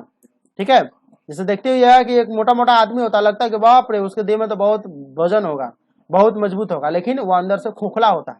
देखते हैं ना, उसी तरह से ये क्वेश्चन है, बहुत बड़ा है लेकिन ये मोटका है, अंदर से खोखला होगा। आप बड़ा सकदम करेगा, तय दूर दौड़ेगा, सकदम कर देगा। मतलब ये क्वेश्चन बहुत ईजी है, मैं आपको ये कहना चाहता हूँ। तो चलिए यहाँ पर देख लेते हैं कि क्वेश्चन कह रहा है कि किसी खेल के मैदान के चारों ओर एक वृत्ताकार पथ है। वृत्ताकार पथ है खेल के मैदान में, चारों ओर एक वृत्ताकार पथ यानी गोलाकार सर्किल कार जो है उसमें, यानी वृत्ताकार जो उसमें रास्ता बना हुआ, पथ का मतलब रास्ता होता है। इस मैदान का एक चक्कर लगाने में सोनिया को 18 मिनट लगता है। ठीक है, जैसे पार्क वगैरह में नहीं रहता है, राउंडिंग करते हैं, जैसे आर्मी वाला राउंडिंग करना जाता है तो राउंडिंग गोल गोल राउंडिंग करवाता है। तो सोनिया नाम की लड़की, उसे 18 मिनट लगता है इस मैदान का चक्कर लगाने में। जबकि इसी मैदान का एक चक्कर लगाने में रवि को 12 मिनट लगता है। रवि उसे भी लड़का है, लड़का तो तेज दौड़वे करता है, लड़की है तो 18 मिनट तो दौड़वे करेगी। मान लीजिए कि वो दोनों को एक ही स्थान और एक ही समय पर चलना प्रारंभ करके एक ही दिशा में चलता है। कह रहा है कि अलग अलग दौड़ रहा है, तो ये 18 मिनट में सोनिया उस मैदान के एक चक्कर कर रही है और रवि जो है उस मैदान का एक चक्कर करने में 12 मिनट लगाता है। लड़कवा है ना, बड़े तेज ना होगा, लड़कवा से बड़ा तेज ना रहता है, दौड़ने में फास्ट रहता है। तो कह रहा है कि मान लीजिए कि दोनों एक ही स्थान से और एक ही समय पर चलना प्रारंभ करे, एक ही दिशा में तो चलता है, तो कितने समय बाद वो पुनः प्रारंभिक स्थान पर मिलेगा। तो कितना समय बाद वो, अगर एक ही स्थान से एक ही समय में चला है, तो कितने समय के बाद वो दोनों एक जगह पर मिल जाएगा, प्रारंभिक स्थान पर मिल जाएगा जहां से शुरू किया था। तो देखिए, तो हमको यहाँ पर लिखना हल, सोनिया और रवि जिस स्थान से चले थे उसी स्थान पर पुनः मिलने के लिए उन्हें वह समय चाहिए जो 12 मिनट और 18 मिनट दोनों समयों का एक ही गुणज हो और न्यूनतम हो। मतलब आपको समझना है, इसके लिए हमें 12 और 18 का लघुत्तम समावर्तक यानी एलसीएम ज्ञात करना होगा। ये जो है ना, आप लिख भी सकते हैं आंसर में, नहीं भी लिखिएगा तो भी चल जाएगा, लेकिन लिख दीजिएगा तो आपका नंबर नहीं कटेगा। 1000% मैं गारंटी देता हूँ। नहीं लिखिएगा तो हो सकता है कि अगर 2 नंबर का क्वेश्चन है तो 1.5 यानी 1.5 नंबर आपको देगा। ठीक है, चलिए, तो 12 है, 12 के हम एलसीएम निकालेंगे 2 गुने 2 गुने 3 यानी 2 के पावर 2 गुने 3। 18 के एलसीएम निकालेंगे 2 गुने 3 गुने 3 यानी 2 गुने 3 के पावर 2। दोनों संख्याओं में अभाज्य गुणनखंड 2 के अधिकतम घात का अभाज्य गुणनखंड कितना है। देखिए, इसमें भी अभाज्य गुणनखंड अधिकतम घात 2 के पावर 2 है। ठीक है, और इसमें जो है 2 के पावर 2 दूना 2 तिहाई 6 3 18। तो दोनों संख्या में अभाज्य गुणनखंड 2 के अधिकतम घात, 2 के अधिकतम घात क्या है, इसमें 2 का 1 है और इसमें 2 है तो 2 है। और दोनों संख्या में अभाज्य गुणनखंड 3 के अधिकतम घात क्या है, 3 है, यानी 3 के पावर 2 है, इसमें 3 के पावर 1 है, इसमें 3 के पावर 2 है। अब क्या करना, लघुत्तम समावर्तक निकाल देना, 2 के पावर 2 और 3 के पावर 2। तो 2 के पावर 2 का 4 हो जाएगा, 3 के पावर 2 का 9 हो जाएगा, 4 गुने 9 बराबर 36 हो जाएगा। मतलब वे 36 मिनट बाद पुनः प्रारंभिक स्थान पर मिल जाएगा। ठीक है, तो ये 7वें नंबर क्वेश्चन भी आपको मैं इस वीडियो में बता दिया हूं। आप सभी का बहुत बहुत स्वागत है हमारे इस चैनल में। आज जो मैं आपको सोल्यूशन कराऊंगा वो है क्लास 10 एनसीईआरटी के मैथ्स हिंदी मीडियम। हमारे हाथ में है क्लास 10 एनसीईआरटी का मैथ हिंदी मीडियम का, वो जो मैं आपको सोल्यूशन कराऊंगा प्रश्नावली 1.3 का। प्रश्नावली 1.3 में है कि सिद्ध कीजिए कि अपरिमेय संख्या है, यानी अपरिमेय वाले हमें सिद्ध करना है। तो सबसे पहले मैं आपको बता दूं कि अपरिमेय संख्या, परिमेय संख्या किसे कहते हैं। मैं आपको पहले चैप्टर का जो थ्योरी दिया था उसी में मैं आपको बता दिया था, उसका लिंक जो है मैं यहाँ आई बटन में दे दूंगा। वैसे मैं आपको बता दूं कि वैसी संख्या जिसे P/Q के रूप में लिखा जाता है हम उसे परिमेय संख्या कहते हैं, और वैसी संख्या जिसे P/Q के रूप में नहीं लिखा जाता है हम उसे अपरिमेय संख्या कहते हैं। तो प्रश्नावली 1.3 में हमें कुल मिलाकर 1 से लेकर 3 क्वेश्चन है और तीसरे नंबर में 3 क्वेश्चन है। तो 3 क्वेश्चन और 2 क्वेश्चन, टोटल 5 ही क्वेश्चन है। और आज की इस वीडियो में मैं आपको 5 क्वेश्चन का बहुत इजी तरीके से सॉल्यूशन कराने वाला हूं। लैपटॉप के स्क्रीन पर मैं जितने भी क्वेश्चन है सबका टाइप करके और आपका सॉल्यूशन भी जो भी है वो टाइप करके मैं बताऊंगा, ताकि आपको देखने में भी अच्छा लगे, आवाज भी आपको क्लियर सुनाई देगा और आपको समझ में भी 100% आएगा। तो चलिए मैं ले चलता हूं लैपटॉप के स्क्रीन पर। उससे पहले आपसे रिक्वेस्ट है कि अगर आप इस चैनल पर नए हैं तो चैनल को सब्सक्राइब कर लीजिए और बेल नोटिफिकेशन को ऑन जरूर कर लीजिए, क्योंकि इस चैनल पर क्लास 8, 9, 10 और कुछ ही दिनों में 11, 12 की भी पढ़ाई ऑल सब्जेक्ट की कराई जाएगी। तो चलिए ले चलते हैं लैप। तो मैं आ गया हूं अपने लैपटॉप के स्क्रीन पर और यहां से मैं आपको सोल्यूशन कराऊंगा NCERT class 10 math solutions chapter 1 वास्तविक संख्याएं एक्सरसाइज 1.3, या हम इसे प्रश्नावली 1.3 भी कहते हैं। वास्तविक संख्या के अंदर में आता है 1.3। यदि आप 1.1 और 1.2 का सॉल्यूशन चाहते हैं तो यहाँ आई बटन में लिंक दे दूंगा, वहां से जाकर देख सकते हैं, या फिर आप डिस्क्रिप्शन में भी जाकर देख सकते हैं। तो पहला नंबर क्वेश्चन ये कह रहा है कि सिद्ध कीजिए कि √5 एक अपरिमेय संख्या है। तो हमें इसे सिद्ध करना है। बहुत इजी तरीके से मैं आपको फुल एचडी में सॉल्यूशन कराता हूं, इसलिए वीडियो पसंद आता है तो वीडियो को लाइक कीजिए। बहुत मेहनत लगता है टाइप करके फिर एडिट करना फिर सॉल्यूशन करना, बहुत टाइम लगता है, इसलिए प्लीज एक लाइक तो जरूर कीजिएगा, क्योंकि मेहनत का फल तो मिलना चाहिए ना। चलिए मैं आप लोगों के लिए इतना सारा करता हूं तो कम से कम आप एक लाइक और एक शेयर कमेंट न कर सकते तो क्या कीजिएगा बस। तो हमें यहाँ पर क्या करना है, माना कि √5 एक परिमेय संख्या है। सबसे पहले हम क्या करेंगे, मान लेंगे। तो परिमेय संख्या हम किसे कहते हैं, तो वैसी संख्या जिसे P/Q के रूप में लिखा जाता है हम उसे परिमेय संख्या कहते हैं। इसीलिए √5 बराबर क्या हो जाएगा, P/Q, जहां P व Q पूर्णांक संख्या है तथा Q ≠ 0 है। अब इसे हम तिरछा तिरछी गुना करेंगे। देखिए यहाँ पर कलम ले लेते हैं और कलम से हम आपको बढ़िया से समझाएंगे। देखिए तिरछा तिरछी गुना करेंगे, P को 1 से गुना करेंगे तो P और Q को √5 से गुना करेंगे तो √5Q। समझ में आया। दोनों पक्षों को वर्ग करने पर, दोनों पक्षों को वर्ग करने पर ये हो जाएगा P का स्क्वायर, ये हो जाएगा √5 है, तो रूट का स्क्वायर करते तो सीधे 5 बचेगा, क्योंकि रूट का स्क्वायर जैसे करेंगे तो रूट भाग जाता है, और Q का स्क्वायर Q स्क्वायर, तो P स्क्वायर बराबर हो जाएगा 5Q स्क्वायर। ये आपको याद रखना, ये क्या है याद रखना, आगे आपको काम आएगा। चलिए √5 जो है सॉरी P स्क्वायर 5 से विभाज्य है। अब देखिए P स्क्वायर 5 से क्या विभाज्य है, तो देखिए अगर हमको यहाँ पर गुना में है तो अगर हम Q स्क्वायर बराबर लिखे तो Q स्क्वायर बराबर क्या हो जाएगा, P स्क्वायर अब बटे में 5 होगा कि नहीं। तो इसीलिए कह रहा है कि P स्क्वायर 5 से विभाज्य है। P स्क्वायर देख रहे हैं 5 से विभाज्य है, 5 से इसको मतलब भागा कर रहा है, इसीलिए 5 विभाज्य। अब बड़का भाई जब वो काम करवे करेगा तो छोटको तो काम कर ही लेता है लगभग, जानते कि नहीं जानते, लगभग जगह हम कर रहे हैं। मतलब जब ये स्क्वायर इसको विभाज्य कर रहा है तो ये भी इसको विभाज्य करेगा।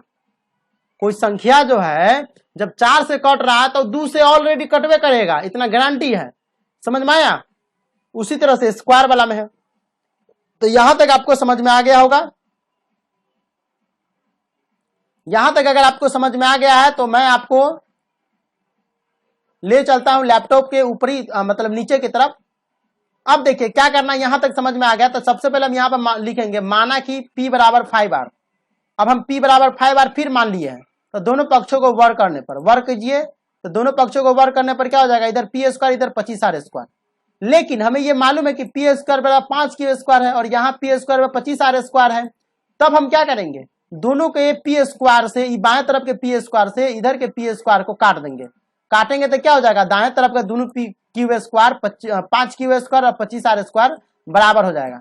चलिए हम इसे बराबर करते हैं, परंतु हमें यह ज्ञात है, लिख देना है P स्क्वायर 5Q स्क्वायर। तब हम बराबर किए हैं तो 5Q स्क्वायर बराबर 25R स्क्वायर आ गया है। ये 5 से 25 को काटेंगे तो 5 मरतबे कटेगा, ठीक है। तो Q स्क्वायर बराबर बचेगा 5R स्क्वायर। अब क्या करेंगे, लिखेंगे Q स्क्वायर 5 विभाज्य, ठीक उसी तरह से। देखिए कैसे, तो देखिए हम यहाँ पर कलम ले लेते तब आपको समझ में आएगा। मान लीजिए कि हम R स्क्वायर बराबर करते तो R स्क्वायर बराबर क्या हो जाएगा, Q स्क्वायर बटे में 5 होगा। तो Q स्क्वायर क्या कर रहा है, 5 से विभाज्य हो रहा है, तो लिखेंगे यहाँ पर तब Q स्क्वायर 5 से विभाज्य होगा, मतलब 5 से विभाज्य है, इसीलिए Q भी 5 से विभाज्य होगा। जब बड़का स्क्वायर विभाज्य हो रहा है तो छोटको विभाज्य हो जाएगा। समझ में आया। जब एक घर में हाथी रह सकता है तो चींटी काहे नहीं रह सकता, तो ये बात भाई यहाँ पर है। P भी 5 से विभाज्य है और Q भी 5 से विभाज्य है। कह रहा है क्या कि P भी 5 से विभाज्य और Q भी 5 से विभाज्य है, दोनों एक दूसरे से मतलब दोनों विभाज्य है। तो 5P और Q का सार्वनिष्ठ अभाज्य गुणनखंड है, 5P और Q का सार्वनिष्ठ अभाज्य गुणनखंड है, मतलब जो कि 1 के अतिरिक्त है। ये आपको लिखना नहीं है, मैं आपको यहाँ पर पीला कर दिया हूं, मतलब ये आपको लिखना नहीं, मैं आपको ये समझाने के लिए दिया हूं, आपको यहीं तक ले लिखना है। यह एक विरोधाभास है क्योंकि हमारी मान्यता के अनुसार P और Q में, यहाँ सॉरी यहाँ पर Q छूट गया, लिख लीजिएगा। यह एक विरोधाभास है क्योंकि हमारी मान्यता के अनुसार P और Q में 1 के अतिरिक्त कोई अभाज्य गुणनखंड सार्वनिष्ठ नहीं है। यहाँ पर Q होगा P और Q, ठीक है। अभाज्य गुणनखंड सर्वनिष्ठ नहीं है, यह संकेत करता है कि हमारी कल्पना √5 परिमेय संख्या असंगत एवं गलत है। असंगत एवं यहाँ पर गलत है, क्या है, गलत है। चलिए हम इसे सही कर लेते हैं, यहाँ पर होगा गलत है, गलत है। यहाँ पर जो है ये जो है मिटाना पड़ेगा, नहीं मिटा रहा है तो आप रुक जाइए, मैं मिटा ही देता हूं, क्योंकि आपको क्या लगेगा कि गलत ही हो गया, गलत गलत लत गलत लत नहीं करना है, गलत है। चलिए यहां हो गया। अतः √5 एक अपरिमेय संख्या है। देखिए बहुत इजी है, बस आपको क्या करना है, एक बार क्या करना है, सबसे पहले मानना है, मानने के बाद दोनों पक्षों को वर्क कर देंगे तो एक हमारा यहां तक ले काम तमाम हो जाएगा। एक स्टेप हो जाएगा तो दूसरा स्टेप भी करने के लिए हमको कुछ नहीं करना, बस उसे ये करना, इसका भी आ जाएगा। दोनों के बाएं तरफ के मान को हम काट देंगे, देख रहा है, दोनों के बाएं तरफ को मान को हम p² से p² काटेंगे तो दूसरा का बराबर हो जाएगा, बराबर हो जाएगा तो यहाँ पर ये भी जो है एक दूसरे से विभाज्य हो जाएगा। तो p भी 5 से विभाज्य हो गया, q भी 5 से विभाज्य हो गया है, तो अब यहाँ पर क्या होगा, 5p और q का सर्वनिष्ठ अभाज्य गुणनखंड है। यह एक विरोधाभास है, क्योंकि हमारी मान्यता के अनुसार p और q में, यहाँ पर जो है q छूटा हुआ था तो हम q लिख देते हैं। चलिए q में कोई अभाज्य गुणनखंड सर्वनिष्ठ नहीं है। यह संकेत करता है कि हमारी कल्पना √5 परिमेय संख्या है, असंगत एवं गलत है, मतलब √5 एक परिमेय संख्या है ही नहीं, अतः √5 एक अपरिमेय संख्या है, सिद्ध हो गया। चलिए अब अगला क्वेश्चन देख लेते हैं कि सिद्ध कीजिए कि 3 + 2 √5 एक अपरिमेय संख्या है। तो दूसरा नंबर क्वेश्चन भी आ गया अब आपके सामने, इसे बस समझना है। तो माना कि 3 + 2 √5 एक परिमेय संख्या है। जब परिमेय संख्या तो p/q के रूप में होगा, जहां p है वो q पूर्णांक संख्या होगा और q ≠ 0 होगा। इतना तो आपको सब जितना सिद्ध करने वाला होगा उतना में ये कॉमन होता है, ये कॉमन लिखना पड़ेगा। अब क्या करेंगे, p/q है, p/q बराबर 3 + 2 √5 है चूंकि, तो p/q और 3 यहाँ पर देख रहे हैं, कलम ले लेते हैं। चलिए कलम ले लेते तो आपको समझ में बढ़िया से आएगा।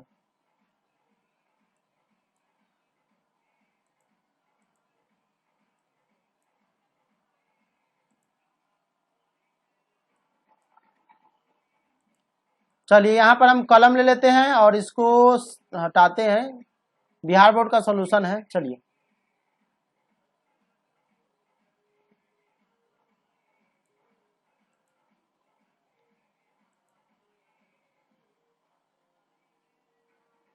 तो देखिए इतना तो सारा कॉमन ही रहेगा आपके सब में, लेकिन आपको क्या करना है, यहाँ पर दिया हुआ तो p/q और ये 3 प्लस में देख रहे हैं तो ये जो है उधर चल जाएगा, तो माइनस हो जाएगा p/q -3, इधर बचेगा 2 √5, ठीक है। अब p/q -3 अभी गुना में 2 है, तो 2 गुना में तो इधर आ जाएगा तो पूरे के बटा में हो जाएगा √2 सॉरी सीधे 2 होगा, इधर बचेगा √5। समझ में आ रहा है, ठीक है। देखिए 3 इधर है, प्लस में इधर आएगा तो माइनस, ये 2 गुना में है, इसके तीनों को गुना में है तो बट्टा में चल जाएगा, तो ये बट्टा में चल गया। अब हम क्या करेंगे, यहाँ पर p/q -3/2, तो यहाँ पर लिखेंगे चूंकि p/q एक परिमेय संख्या है तब p/q -3/2 भी एक परिमेय संख्या होगा। समझ में आया, क्योंकि बटा में है, p/q के फॉर्म में है। और अब देखिए हम अगला काम करेंगे, और p/q -3/2 परिमेय संख्या है और p/q -3/2 बराबर √5 है, क्योंकि बराबर है, ये परिमेय संख्या है, ये अपरिमेय संख्या है, तो बस हमारी मान्यता के अनुसार से गलत हो जाएगा।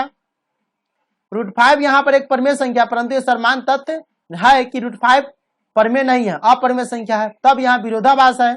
इस विरोधाभास का कारण हमारी कल्पना 3 + 2 √5 को परिमेय मानना ही नहीं है, परिमेय मानना है लेकिन परिमेय होबे नहीं करेगा, इसीलिए 3 + 2 √5 परिमेय नहीं, अतः दी गई संख्या 3 + 2 √5 अपरिमेय संख्या है। और आप चाहते कि नहीं हम इसे नहीं लिख करके कुछ और लिखे, तो कुछ और भी तरीके से आप लिख सकते हैं, क्या कि लिखेंगे कि यहाँ पर p/q -3/2 परिमेय संख्या और √5 एक अपरिमेय संख्या है, और हम जानते हैं कि परिमेय संख्या बराबर अपरिमेय संख्या नहीं होती है, इसीलिए √5 यहाँ पर अपरिमेय है और ये परिमेय है, इसीलिए हम कह सकते हैं कि दी गई संख्या 3 + 2 √5 अपरिमेय संख्या। मतलब इस तरह से भी आप कर सकते हैं। आगे के प्रोसेस जो है तीसरा नंबर का तीनों क्वेश्चन है वो उसी मेथड से मैं आपको समझाऊंगा, इसीलिए मैं आपको इसमें भी चाहता हूं तो इसमें टाइप कर देता, लेकिन इसको अलग अलग तरीके से मैं आपको बताकर बना देता हूं ताकि आपको कोई भी स्टेप तो कोई भी तरीका तो आपको मालूम होगा। तीसरा नंबर क्वेश्चन कह रहा है कि सिद्ध कीजिए कि निम्नलिखित संख्याएं अपरिमेय है। 3 क्वेश्चन है इसमें, तीनों क्वेश्चन को हमको सिद्ध करना है, तो चलिए हम यहाँ पर सिद्ध कर लेते हैं। एक है 1/√2, दूसरा का है 7√5 और तीसरा है 6 प्लस रूट 2। अब हम इसे यहाँ पर सिद्ध करना है। माना कि 1/√2 एक परिमेय संख्या है, इसीलिए 1/√2 बराबर p/q, जहां p और q पूर्णांक संख्या है तथा q नॉट इक्वल टू 0 है। दोनों तरफ वर्क करने पर हम दोनों तरफ क्या करेंगे, इसको वर्क कर देंगे। वर्क करेंगे तो 1/√2 है, 1 का स्क्वायर तो 1 ही होगा, √2 का स्क्वायर सीधे 1/2 हो जाएगा। p/q है तो p का स्क्वायर बटे q का स्क्वायर हो जाएगा। ठीक है, अभी क्या करेगा, q स्क्वायर से तिरछा तिरछी गुना करेगा, इधर 2 से p स्क्वायर में गुना करेगा तो क्या हो जाएगा, q स्क्वायर बराबर 2p स्क्वायर। ये समीकरण 1 हो गया। यहां तक आपको समझ में आ रहा होगा। दूसरा स्टेप में क्या है कि q स्क्वायर 2 से विभाज्य है। q स्क्वायर 2 से विभाज्य कैसे है, देखिए हम बताते हैं। p स्क्वायर बराबर आप लिखिएगा तो क्या हो जाएगा, q स्क्वायर बटे 2 होगा।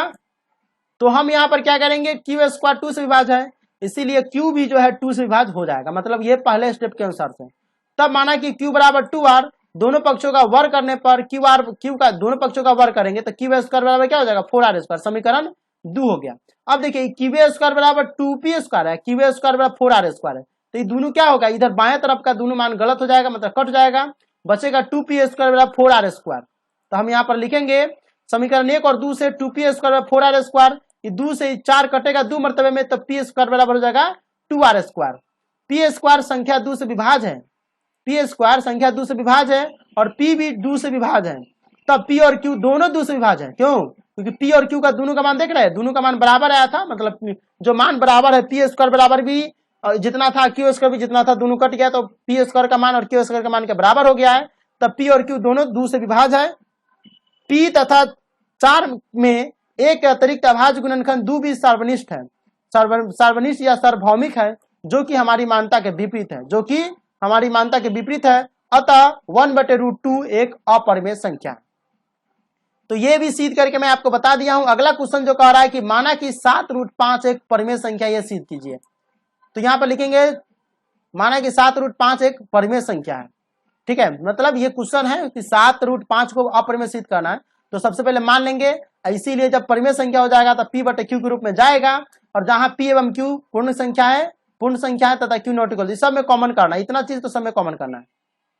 अब तिरछा तिरछी इसमें गुना कीजिए, तो सॉरी तिरछा तिरछी तो गुना करिए सकते हैं, लेकिन हम इसमें एक और तरीके से कर सकते हैं। क्या, √5 बराबर करेंगे तो p/q, ये 7 जो है ना गुना में है, इधर तो जाएगा भाग में आ जाएगा, तो √5 बराबर p/q बटे 7। यहाँ √5 एक अपरिमेय संख्या है, देख रहे हैं ना, √5 क्या है, यहाँ पर अपरिमेय संख्या है, जबकि p/q बटे 7 ये p/q के फॉर्म में हो गया है, तो p/q के फॉर्म में हो गया, ये एक परिमेय संख्या है। और हम ये भी जानते हैं कि एक अपरिमेय संख्या बराबर परिमेय नहीं होता है, क्योंकि अपरिमेय बराबर परिमेय होवे नहीं करेगा, गलत बराबर सही कैसे हो जाएगा। तो अपरिमेय बराबर परिमेय नहीं होता है, ये हमारी मान्यता के विपरीत है। अतः 7√5 एक अपरिमेय संख्या। बस इतना ही आपको लिख करके दे देना है एग्जामिनर आपको 2 नंबर पक्का दे देगा गारंटी के साथ। तो ये भी क्वेश्चन आशा करता है कि समझ में आ गया होगा। बहुत ही इजी तरीके से मैं आपको कोशिश करता हूं समझाने की। हाँ, अगर वीडियो पसंद आता तो प्लीज वीडियो को लाइक करें, और चाहते हैं कि 1.4 का जो इसमें 1.4 है कि नहीं मैं देख लेता हूं। हाँ 1.4 है। आप चाहते हैं कि 1.4 का भी वीडियो हम बनाकर इस चैनल पर अपलोड करें तो आप नीचे कमेंट बॉक्स में यस कीजिएगा। इस चैप्टर से रिलेटेड कोई भी प्रॉब्लम हो तो आप अपना व्हाट्सएप नंबर नीचे कमेंट बॉक्स में जरूर छोड़िएगा। यह हमारी मान्यता के विपरीत है, अतः 7√5 एक अपरिमेय संख्या है। अब हमारा जो क्वेश्चन है और लास्ट क्वेश्चन है चैप्टर का, वो है सिद्ध करना है कि 6 + √2 एक अपरिमेय संख्या है। तो देखिए यहाँ पर सबसे पहले मानेंगे, माना कि 6 + √2 एक परिमेय संख्या है। परिमेय संख्या होगा तो p/q के रूप में होबे करेगा, जहां p व q पूर्णांक संख्या तथा q नॉट इक्वल टू 0, ये तो सब में कॉमन है। ठीक है, या √2 बराबर p/q माइनस में 6 हो जाएगा। यहाँ √2 एक अपरिमेय संख्या है, क्या है, अपरिमेय संख्या है, जबकि p/q माइनस 6 एक परिमेय संख्या है। ठीक है, अब परिमेय संख्या है तो हम इसे क्या करेंगे, इसे सॉल्यूशन करेंगे। कैसे करेंगे, तो हम यह जानते हैं हम यह जानते हैं कि एक अपरिमेय बराबर परिमेय नहीं होता है। क्या होता है, एक अपरिमेय बराबर परिमेय नहीं होता है, यह हमारी मान्यता के विपरीत है। अतः 6 + √2 एक अपरिमेय संख्या है। तो आशा करता हूं कि इस चैप्टर में जो भी मैंने क्वेश्चन आपको बताए हैं, सारे के सारे चैप्टर के जो क्वेश्चन है वो आपको समझ में आ गया होगा। और आशा करता हूं कि आप लोग चैनल को भी सब्सक्राइब कर लिए होइएगा। चैनल को सब्सक्राइब कर लीजिएगा, तो जैसे ही मैं अगले चैप्टर यानी 1.4 का सॉल्यूशन करके आपके लिए डालूंगा तो आपको नोटिफिकेशन मिल जाएगा और आप मेरे वीडियो को भी देखकर समझ सकते हैं बहुत ही इजी तरीके से। और आपको कोई भी प्रॉब्लम हो तो आप अपना व्हाट्सएप नंबर नीचे कमेंट बॉक्स में जरूर कमेंट करें। अगला चैप्टर का वीडियो चाहिए तो नीचे कमेंट बॉक्स में यस जरूर टाइप कीजिएगा। आप सभी का बहुत बहुत स्वागत है हमारे चैनल में। आज मैं आपको सोल्यूशन कराने वाला वो है class 10 NCERT math solution exercise 1.4 का बहुत ही इजी तरीके से फुल एचडी में मैं आपको सोल्यूशन कराऊंगा। तो मेरे हाथ में है एनसीईआरटी का बुक और एक्सरसाइज 1.4 का आज की इस वीडियो में बहुत इजी तरीके से मैं आपको सोल्यूशन कराने वाला हूं। उससे पहले आपको बता दूं कि एक्सरसाइज 1.4 में कुल मिलाकर 3 क्वेश्चन है। पहले नंबर में कह रहा है कि बिना लंबी विभाजन प्रक्रिया किए बताइए कि निम्नलिखित परिमेय संख्याओं के दशमलव प्रसार शांत है या अशांत अनावर्ती। तो सबसे पहले आप ये समझ लीजिए कि शांत अनावर्ती किसे कहते हैं, अशांत अनावर्ती किसे कहते हैं। वैसी संख्या जो p बटे क्यू का रूप का हो तथा जहां q बराबर 2 की पावर n या 5 की पावर m का रूप का हो तो वह संख्या शांत अनावर्ती कहलाती है, तथा जो इस रूल का पालन नहीं करता है वह अशांत अनावर्ती कहलाता है। दूसरे नंबर में क्वेश्चन कह रहा है कि पहले नंबर वालों को ही बताना है कि शांत अनावर्तित है, उसका हमको दशमलव प्रसार लिख देना है। 3 नंबर में वास्तविक संख्याओं का दशमलव प्रसार नीचे दिया गया, इसको हमको आगे तक ले देना है। तो कुल मिलाकर 3 क्वेश्चन है। तीनों क्वेश्चन का बहुत इजी तरीके से आज की इस वीडियो में मैं आपको सोल्यूशन कराऊंगा। ले चलता हूं लैपटॉप की स्क्रीन पर और वहां पर प्रश्नावली 1.4 के जितने भी क्वेश्चन हैं वो सारे के सारे क्वेश्चन टाइप करके आपको एक प्रोजेक्ट के माध्यम से बहुत इजी तरीके से प्रेजेंटेशन जिस टाइप से दिखाया जाता है उस टाइप से मैं आपको दिखाऊंगा। तो उससे पहले रिक्वेस्ट है कि अगर आप इस चैनल पर नए हैं तो चैनल को सब्सक्राइब कर बेल नोटिफिकेशन को जरूर ऑन कीजिएगा। चलिए मैं ले चलता हूं लैपटॉप के स्क्रीन पर और वहां से मैं आपको प्रश्नावली 1.4 को बहुत इजी तरीके से मैं आपको सॉल्यूशन करके बताऊंगा। आप सभी का बहुत बहुत स्वागत है हमारे इस चैनल में। आज मैं आपको सॉल्यूशन कराऊंगा वो है एनसीईआरटी क्लास 10 मैथ्स वास्तविक संख्याएं एक्सरसाइज 1.4 यानी प्रश्नावली 1.4 के जितने भी क्वेश्चन हैं उन सारे के सारे क्वेश्चन को इस वीडियो में सॉल्यूशन करके बताए जाएंगे। यदि आप एक्सरसाइज यानी प्रश्नावली 1.1, 1.2, 1.3 के वीडियो अभी तक नहीं देखे हैं तो यहाँ आई बटन में लिंक होगा, वहां से देख सकते हैं, या फिर मैं आपको डिस्क्रिप्शन में भी लिंक दे दूंगा, वहां से भी जाकर आप देख सकते हैं। तो चलिए मैं आपको बता दूं कि यहाँ पर एनसीईआरटी है। ये पहले नंबर क्वेश्चन का आ रहा है कि प्रश्न नंबर 1 बिना लंबी विभाजन प्रक्रिया किए यानी बिना लंबी विभाजन प्रक्रिया किए बताइए कि निम्नलिखित परिमेय संख्याओं के दशमलव प्रसार शांत है या अशांत आवर्ती है। ठीक है, यानी लंबी विभाजन प्रक्रिया के बिना बताना है आपको कि ये जो परिमेय संख्या है उसका दशमलव प्रसार शांत है या अशांत है। तो सबसे पहले देखिए कि दशमलव प्रसार किसका शांत होता है और किसका अशांत होता है। वैसी संख्या जिसमें p बटे q होता है और p बटे q में q का जो रूप होता है वह होता है 2 के पावर n और 5 की पावर m, तो संख्या शांत होता है। और वैसी संख्या जिसमें p बटे q में q का रूप 2 की पावर n और 5 की पावर m का नहीं हो तो संख्या अशांत आवर्ती कहलाता है। तो देखिए मैं यहाँ पर आपको बता दूं कि ये जो क्वेश्चन कह रहा है कि बिना लंबी विभाजन प्रक्रिया किए बताइए कि निम्नलिखित परिमेय संख्याओं के दशमलव प्रसार शांत है या नहीं है। तो इस क्वेश्चन को हम कैसे सॉल्यूशन करेंगे तो देखिए यहाँ पर जो क्वेश्चन है वो मैं आपको बता दूं कि पहले नंबर तो था यहाँ पर। अब हम यहाँ जो क्वेश्चन है चैप्टर के अंदर में जितने भी क्वेश्चन है आप यहाँ पर देख रहे हैं ये सब क्वेश्चन है। ये सारे क्वेश्चन को हम आज की इस वीडियो में सॉल्यूशन करके आपको बहुत ही इजी तरीके से बताएंगे। ठीक है, तो अब हम यहाँ पर तो ये काम कर लिए हैं, लेकिन अब अगले हम पेज में चलते और यहाँ से सॉल्यूशन करते हैं पहले नंबर क्वेश्चन का 13 बटे 3125। इसे ज्ञात करके देखना है बिना लंबी विभाजन प्रक्रिया के कि 13 बटा 3125 जो है वह दशमलव प्रसार शांत है या अशांत। तो देखिए क्वेश्चन नंबर जो है यहाँ पर हम देख लेते हैं, पहले नंबर क्वेश्चन को देख लेते हैं। सबसे पहले यह देख रहे हैं कि 13 बटा 3125 है, 3125 है, ये आपका ये क्वेश्चन था। तो हम क्या करेंगे, ये जो होता है p हो जाता है, ऊपर वाला p हो जाता है, नीचे वाला q हो जाता है। तो वैसी संख्या जिसमें p बटा q हो और q का जो पावर है उसका q का जो पावर होना चाहिए 2 के पावर n, यानी q की जगह पर क्या होना चाहिए, q की जगह पर होना चाहिए 2 के पावर n गुने जो हो जाएगा वो हो जाएगा 5 की पावर m, यानी p बटा q हो और q के बराबर जो हो जाता है यानी p बटा q में हो, लेकिन q की जगह ये नहीं रहेगा, q की जगह 2 के पावर n और 5 की पावर m होना चाहिए। अगर ये संख्या है या फिर 2 की पावर का कुछ भी नहीं हो और 5 की पावर का हो तो भी ये हो जाता है। तो चलिए हम यहाँ से तो ये कर लिए हैं, अब हम यहाँ से इसे बैक आकर आपको बताते हैं कि क्या इसे हमें सही लगता है या फिर ये सही है कि नहीं। तो 13/3125 नीचे वाला जो संख्या है हमको क्या करना रहता है, उसका हम एलसीएम निकालेंगे। 3125 का एलसीएम निकालेंगे, जिसके अंत में 5 होता है, वो लगभग 5 से ही कटता है या 3 या 5 से कटता है। तो 5 से हम देखेंगे यहाँ पर लगाकर। हम आपको इसलिए सारे के सारे क्वेश्चन बना करके और आपको एक्सप्लेन करते हैं ताकि टाइम कम लगे और कम समय में आप ज्यादा से ज्यादा समझ सके, ज्यादा से ज्यादा क्वेश्चन को सॉल्व कर सके। यही मेरा उम्मीद होता है, यही मेरा जो होता है टारगेट होता है, ताकि बच्चे जो है तो उसे एग्जाम हॉल में भी कम समय में बहुत सारे क्वेश्चन को सॉल्यूशन करने होते हैं, ताकि मैं यहीं से प्रैक्टिस आपको करा दूं, तो आप एग्जाम हॉल में जाकर बहुत ही अच्छे समय में अच्छे स्कोर कर सकेंगे। चलिए यहाँ पर देख लेते हैं कि 13/3125 है। 3125 का हम करेंगे, 5 से लगाएंगे तो 6 से 25, फिर 5 से लगाएंगे तो 125, फिर 5 से लगाएंगे तो 25 मरतबे कटेगा, फिर 5 से लगाएंगे तो या 50-25 और 5 से लगाएंगे तो 5 का 5।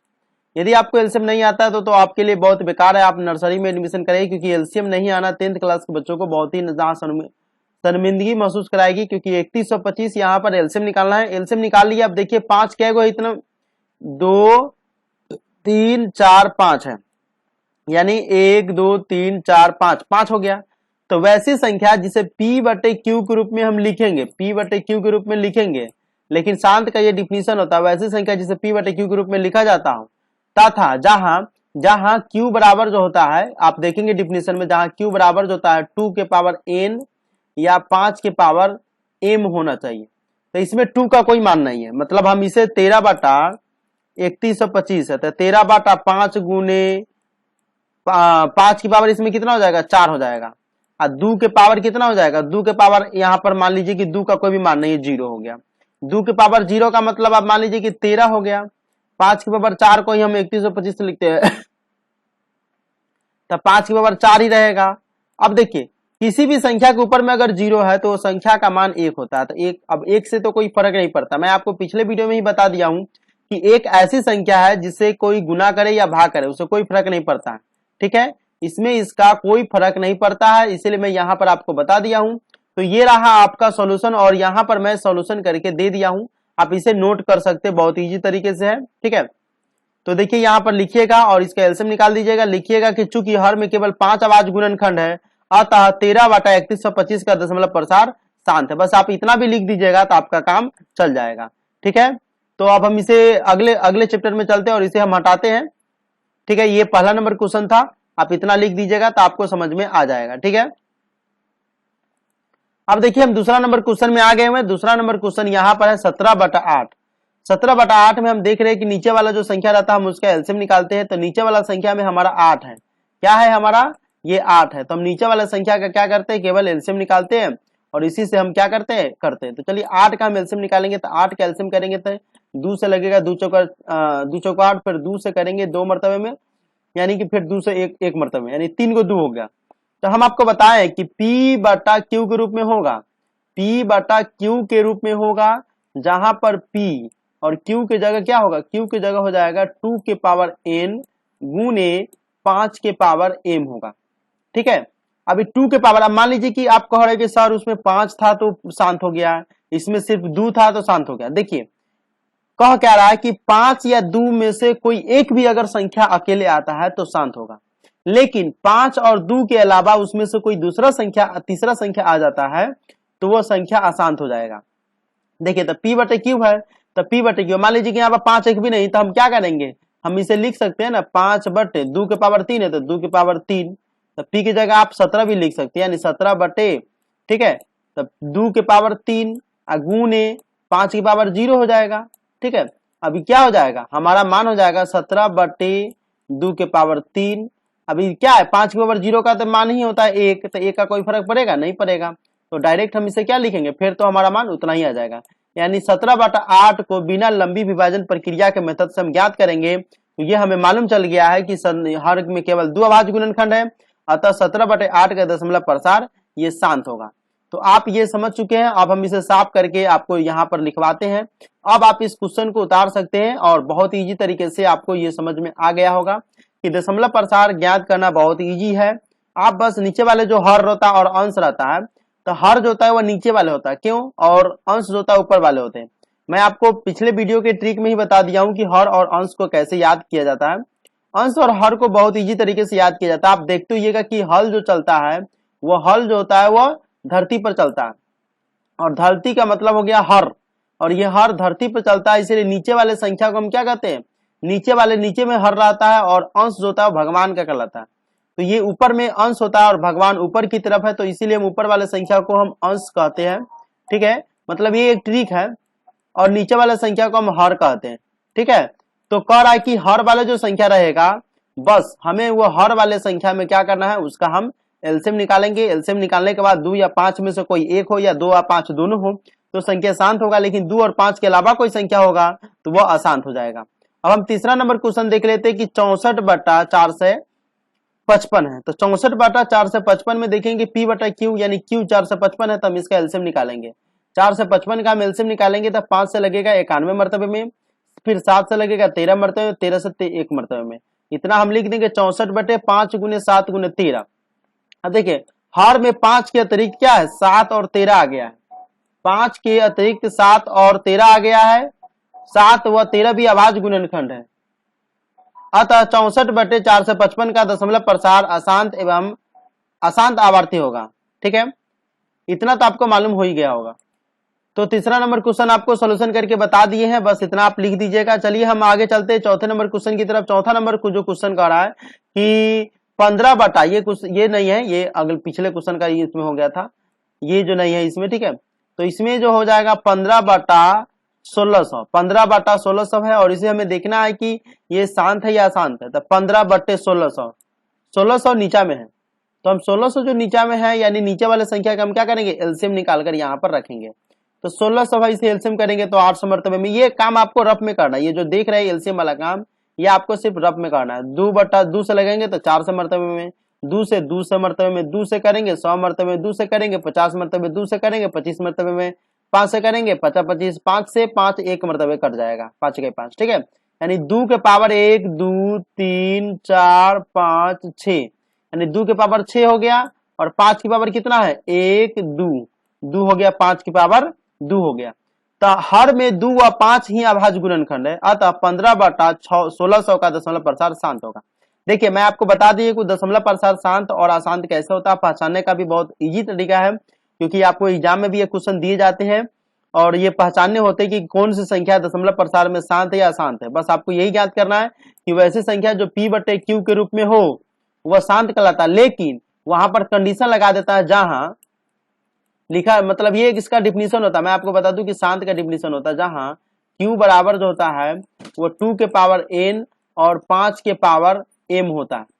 ठीक है, ये कंडीशन होता है, ये कंडीशन को हम कहते हैं शांत संख्या। अगर आपको कहेगा कि शांत संख्या किसे कहते हैं, इसका डिफिनीशन बताइए, इसका परिभाषा बताइए, तो आप बताइएगा कि वैसी संख्या जो P/Q के रूप में हो तथा जहां Q बराबर 2 के पावर n और 5 के पावर m हो, तो वह संख्या दशमलव प्रसार शांत कहलाता है।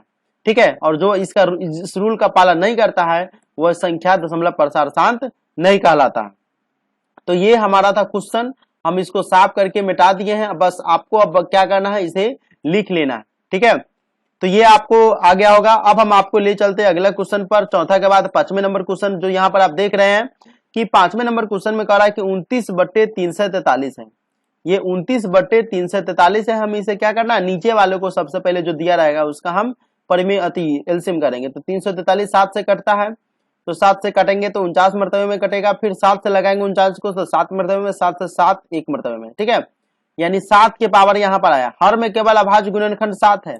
हम आपको बताए हुए कि P/Q के रूप में हो, P/Q के रूप में हो, लेकिन अगला जो कंडीशन आता है Q की जगह 2 के पावर n, यानी 2 के पावर n और 5 के पावर m होना चाहिए।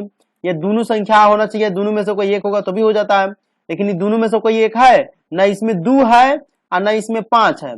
तो न 2 है न 5 है, तो क्या हो जाएगा, इसका दशमलव प्रसार अशांत एवं आवर्ती होगा, मतलब अशांत आवर्ती इसका हो जाएगा। इसका दशमलव प्रसार अशांत आवर्ती हो जाएगा। चलिए तो हम यहाँ से इसे साफ कर लिए हैं। अब जो हम क्वेश्चन जो देखते हैं वो छठा नंबर क्वेश्चन देख लेते हैं। तो छठा नंबर क्वेश्चन कह रहा है कि 23/2 की पावर 3 और 5 की पावर 2 है। क्वेश्चन ही कह रहा है कि 23/2 की पावर 3 और 5/2 है। तो हम इसे कैसे निकालेंगे, तो देख लीजिए कि आपका कंडीशन में दिया हुआ है कि 2 की पावर 3 और 5 की पावर 2 है। तो वैसी संख्या जो P/Q के रूप में हो, क्या हो, P/Q के रूप में हो, लेकिन Q की जगह क्या होना चाहिए, 2 के पावर n और 5 के पावर m होना चाहिए। तो देखिए n मतलब संख्या होता है, तो 2 भी है और 5 भी है। ऊपर वाले पावर से हमको कोई मतलब नहीं, ऊपर वाले पावर हमारा 1 हो, 2 हो, 0 हो, 3 हो तो भी चलेगा।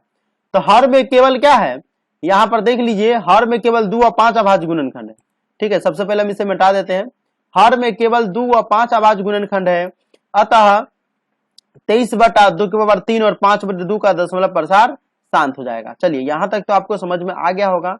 अगला हम क्वेश्चन ले लेते हैं, 5वां छठा के बाद 7वां नंबर क्वेश्चन जो कह रहा है कि 129/2 5/7 और 7/5 है। अब देखिए इसमें क्या होता है कि कभी कभी आप देखते होइएगा कि आपको जो हड्डी में कबाब बनने कोई आदमी चल जाता। उसी तरह से इस क्वेश्चन में भी देख लेते हैं कि यहाँ 2/2 सही है, 5/7 भी सही है। अगर इतना पर से ये क्वेश्चन है तो शांत है, लेकिन हड्डी में कबाब बनने ये 7/5 हो गया। नहीं होता कबाब में हड्डी, शायद ये एक कहावत होता है कि कबाब में हड्डी या हड्डी में कबाब, ऐसे कुछ कहावत होता है।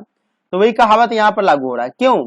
क्योंकि कबाब में हड्डी बनने ये आ गया है कौन, तो 7/5 जो होता है ये कबाब में हड्डी बनने आ गया है। अभी क्या कबाब में हड्डी बनने, क्यों? क्योंकि ये जब अगर 7/5 इसमें नहीं रहता, ये 7/5 नहीं रहता, तो ये सारा का सारा जो संख्या आप देख रहे हैं ये हमारा जो है वो शांत होता।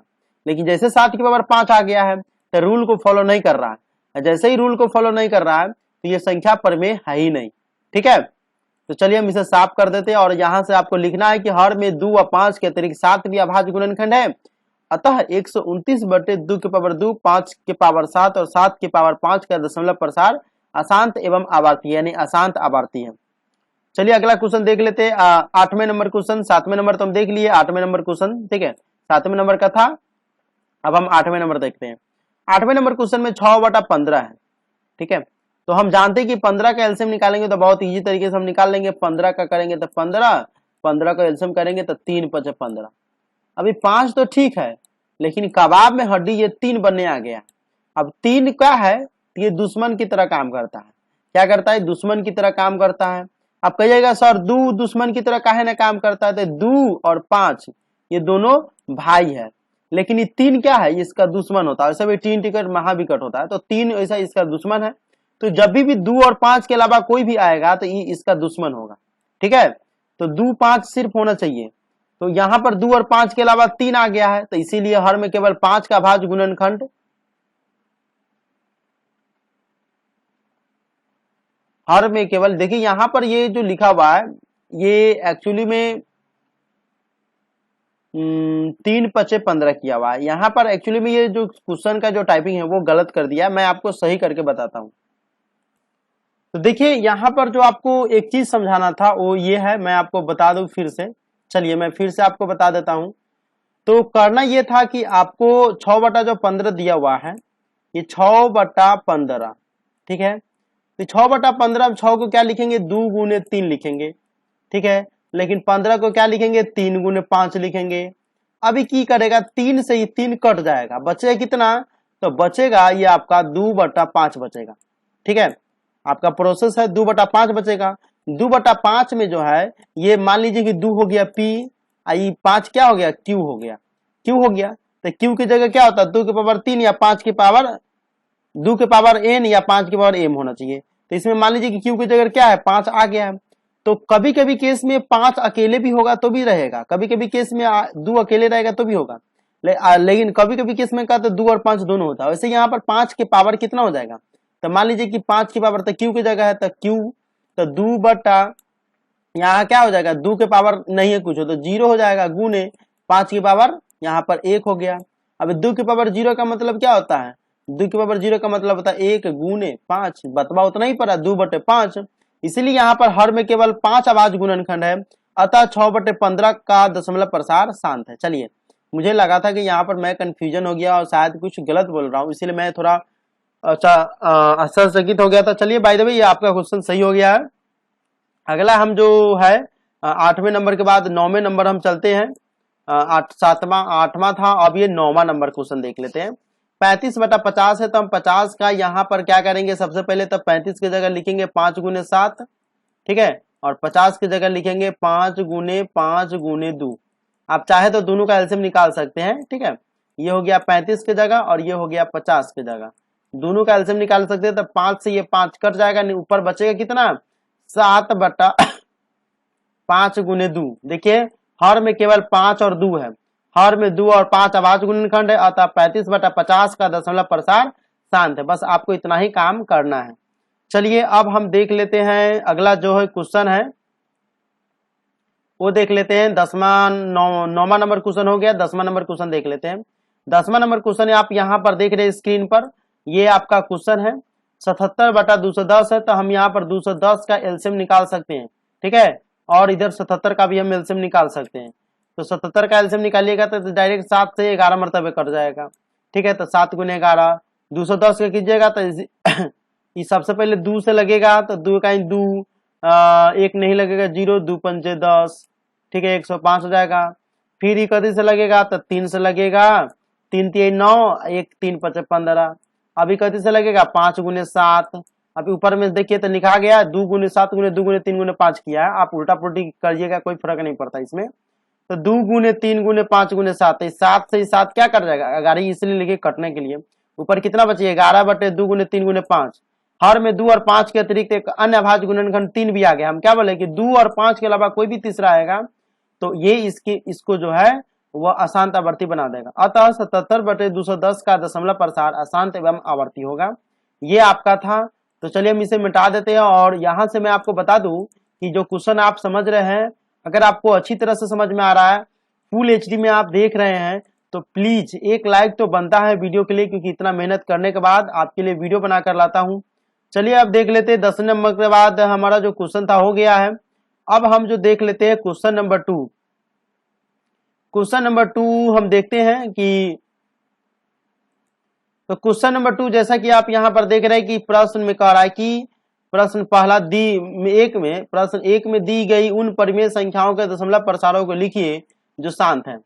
तो 2 का यहाँ पर यहाँ कह रहा है कि जितना भी क्वेश्चन यहाँ पर देख रहे हैं 1 2 3 4 5 6 और एक हो गया 7, ठीक है, 3125, ये सब जो कह रहा है कि सबका लिखना है कि प्रश्न 2 में कह रहा है कि प्रश्न 1 में दी गई उन परिमेय संख्याओं का दशमलव प्रसारों को लिखिए जो शांत हो। तो ये बस आपको करना है कि जो शांत था उसे हमें लिखना है। आपकी शांत है कि अशांत है उसका मान लिख देना, दशमलव प्रसारों को लिखिए जो शांत है। उसमें तो हम सिर्फ बता रहे थे कि शांत है कि अशांत है, लेकिन इस चैप्टर में आपको उस सारे का मान का नाम लिखना पड़ेगा कि वो शांत है कि अशांत है, ठीक है। बहुत इजी क्वेश्चन है, बस आपको जो बताया गया था बस उसी रूल को फॉलो करना है। थोड़ा सा इसमें चेंजिंग हो जाएगा, भाग प्रोसेस से या फिर उसी प्रोसेस से हम बना भी सकते थे। चलिए हम यहाँ पर प्रश्न नंबर 1 का हम आंसर भी यहाँ पर देख लेते हैं, आपको घबराने की कोई जरूरी नहीं है। 13/3125 यानी 1 2 3 4 5 6 क्वेश्चन है। 6 क्वेश्चन को हम यहाँ पर सोल्यूशन करके आपको बताते हैं बहुत इजी तरीके से। चलिए 13/3125 है 13 अब क्या देख लीजिए यहाँ पर 13/3125 का हम निकाले हुए थे कि 5 गुने 5 गुने 5 की पावर 5 होगा, तो 13/5 गुने 1/5 1/5 1/5 1/5 हो जाएगा, यानी हो जाएगा 13/5। 13/5 की जगह हम क्या लिखेंगे, 5 से अगर हम भाग देते हैं 13 में, आप वैसे जो है इसका भाग प्रोसेस से भी निकाल सकते हैं। तो 5 दूना 10, अब बचेगा 3, दशमलव देंगे तो 0, 5 6 30 यानी 2.6, 2.6 गुने 1/5 हो जाएगा, 5 दूना 10, 0.2 0.2 0.2 0.2।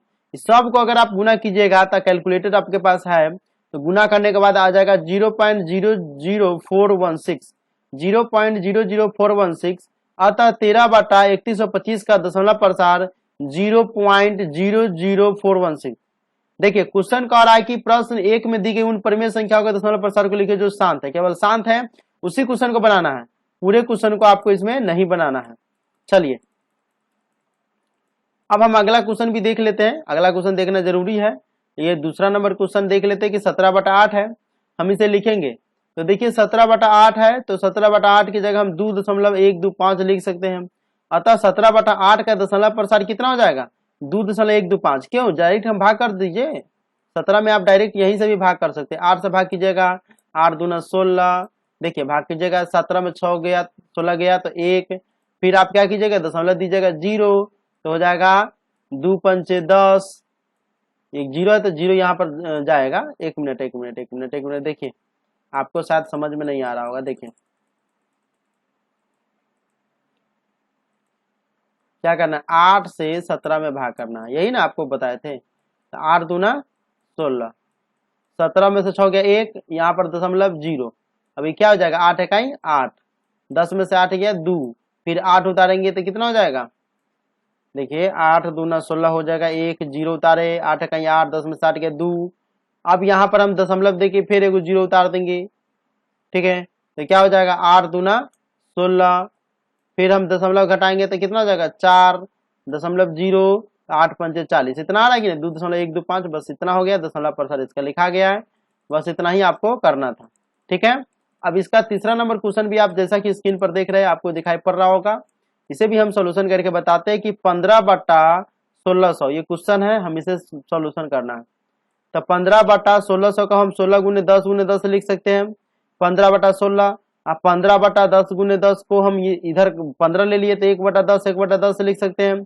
15/16 का अगर हम निकालते हैं तो 0.9375 हो जाएगा, इसका भी हम देख लीजिए यहाँ पर निकाल कर दे दिए हुए हैं, 0.1 गुने 0.1, इन सभी को हम गुना करेंगे तो गुना करने के बाद जो आंसर आएगा 0.009375, अतः 15/1600 का दशमलव प्रसार हो जाएगा 0.009375, ये आपका आंसर हो जाएगा, ठीक है। तो बस आपको इतना ही करना था, इतना अगर आप कर लिए तो आपको आंसर आने से कोई नहीं रोक सकता है। क्वेश्चन बहुत इजी तरीके से मैं आपको समझाने की कोशिश कर रहा हूँ। हाँ, अगर आपको समझ में आ रहा है तो प्लीज एक लाइक तो जरूर बनता है। चलिए हम देख लेते हैं, दूसरा नंबर क्वेश्चन देख लिए हैं, तीसरा नंबर भी देख लिए, अब हम देख लेते हैं चौथा नंबर क्वेश्चन। चौथा नंबर में कह रहा है कि 23/2 की पावर 3 और 5 की पावर 2 है, तो 23/2 की पावर 2 और 5 की पावर 2 करके एक 2 जो बचेगा 1/2 को बाहर कर दिए, 23/2 गुने 5 की पावर 2 गुने 1/2, 23/2 गुने 5 हो जाएगा 10 की पावर 2 बराबर गुने 1/2, 23/10 का और 2 का मतलब 100 गुने 1/2, तो 23/100 का मतलब हो गया 0.23, डायरेक्ट 2 अंक के बाद काट दिए 1/2 0.5, दोनों को आप गुना कर लीजिए। गुना करने आता है तो बहुत इजी तरीके से आप गुना कर सकते हैं, वैसे अगर आपको गुना करने नहीं आता तो आप बता दीजिएगा, तो मैं एक स्पेशल वीडियो बना दूंगा कि दशमलव वाले के गुना कैसे बहुत ही कम समय में कर लेते हैं। तो चलिए, अगर आप चाहते हैं कि दशमलव वाले अंकों का गुना कैसे किया जाता है तो उसका एक स्पेसिफिक वीडियो बना देंगे, बस आप नीचे कमेंट करके आपको लिखना पड़ेगा कि हाँ सर दशमलव वाला गुना का वीडियो चाहिए, इतना लिख देंगे। अब हम यहाँ से क्या करेंगे, अतः 23/2 की पावर 3 5 की पावर 2 का दशमलव प्रसार 0.115 हो गया, ये हमारा आंसर हो गया। अब पांचवें नंबर जो क्वेश्चन है 6/15, 6/15 का जो आंसर आएगा 0.4, अतः 6/15 का दशमलव प्रसार 0.4 होगा। यहाँ से क्यों, क्योंकि डायरेक्ट हम 0.4 है 15/6, तो 15 से हम क्या करेंगे, ये 6 में भाग करेंगे, लेकिन यहाँ पर कुछ भी एक ही संख्या है तो 0 दे करके तब हम यहाँ पर क्या करते हैं दशमलव देते, तब यहाँ पर हो जाएगा 15 चौका 60, डायरेक्ट कट जाता है ना, इसीलिए हम 15 चौका 60 0.4 का यूज करते हैं। चलिए यहाँ तक अभी आपको समझ में आ गया होगा। अगला क्वेश्चन जो हम देख लेते हैं वो क्या है, यहाँ पर पांचवा नंबर क्वेश्चन जो है वो भी हम देख लेते हैं। 6/15 तो हो गया, छठा नंबर देख लेते हैं 35/50 है। 35/50 का मतलब हो गया कि 35/5 गुने 10 35। अब यहाँ पर क्या हो जाएगा 1/5 गुने 1/10, 5 यहाँ पर है, अब 35 गुने 1/5 0.2 1/10 0.1, सबको गुना करेंगे तो कितना होगा 0.7 होगा, गुना करने तो आता ही होगा, अतः 35/50 का दशमलव प्रसार कितना हो गया 0.7 हो गया, 0.7 हो गया। तो बस आज की इस वीडियो में इतना ही है।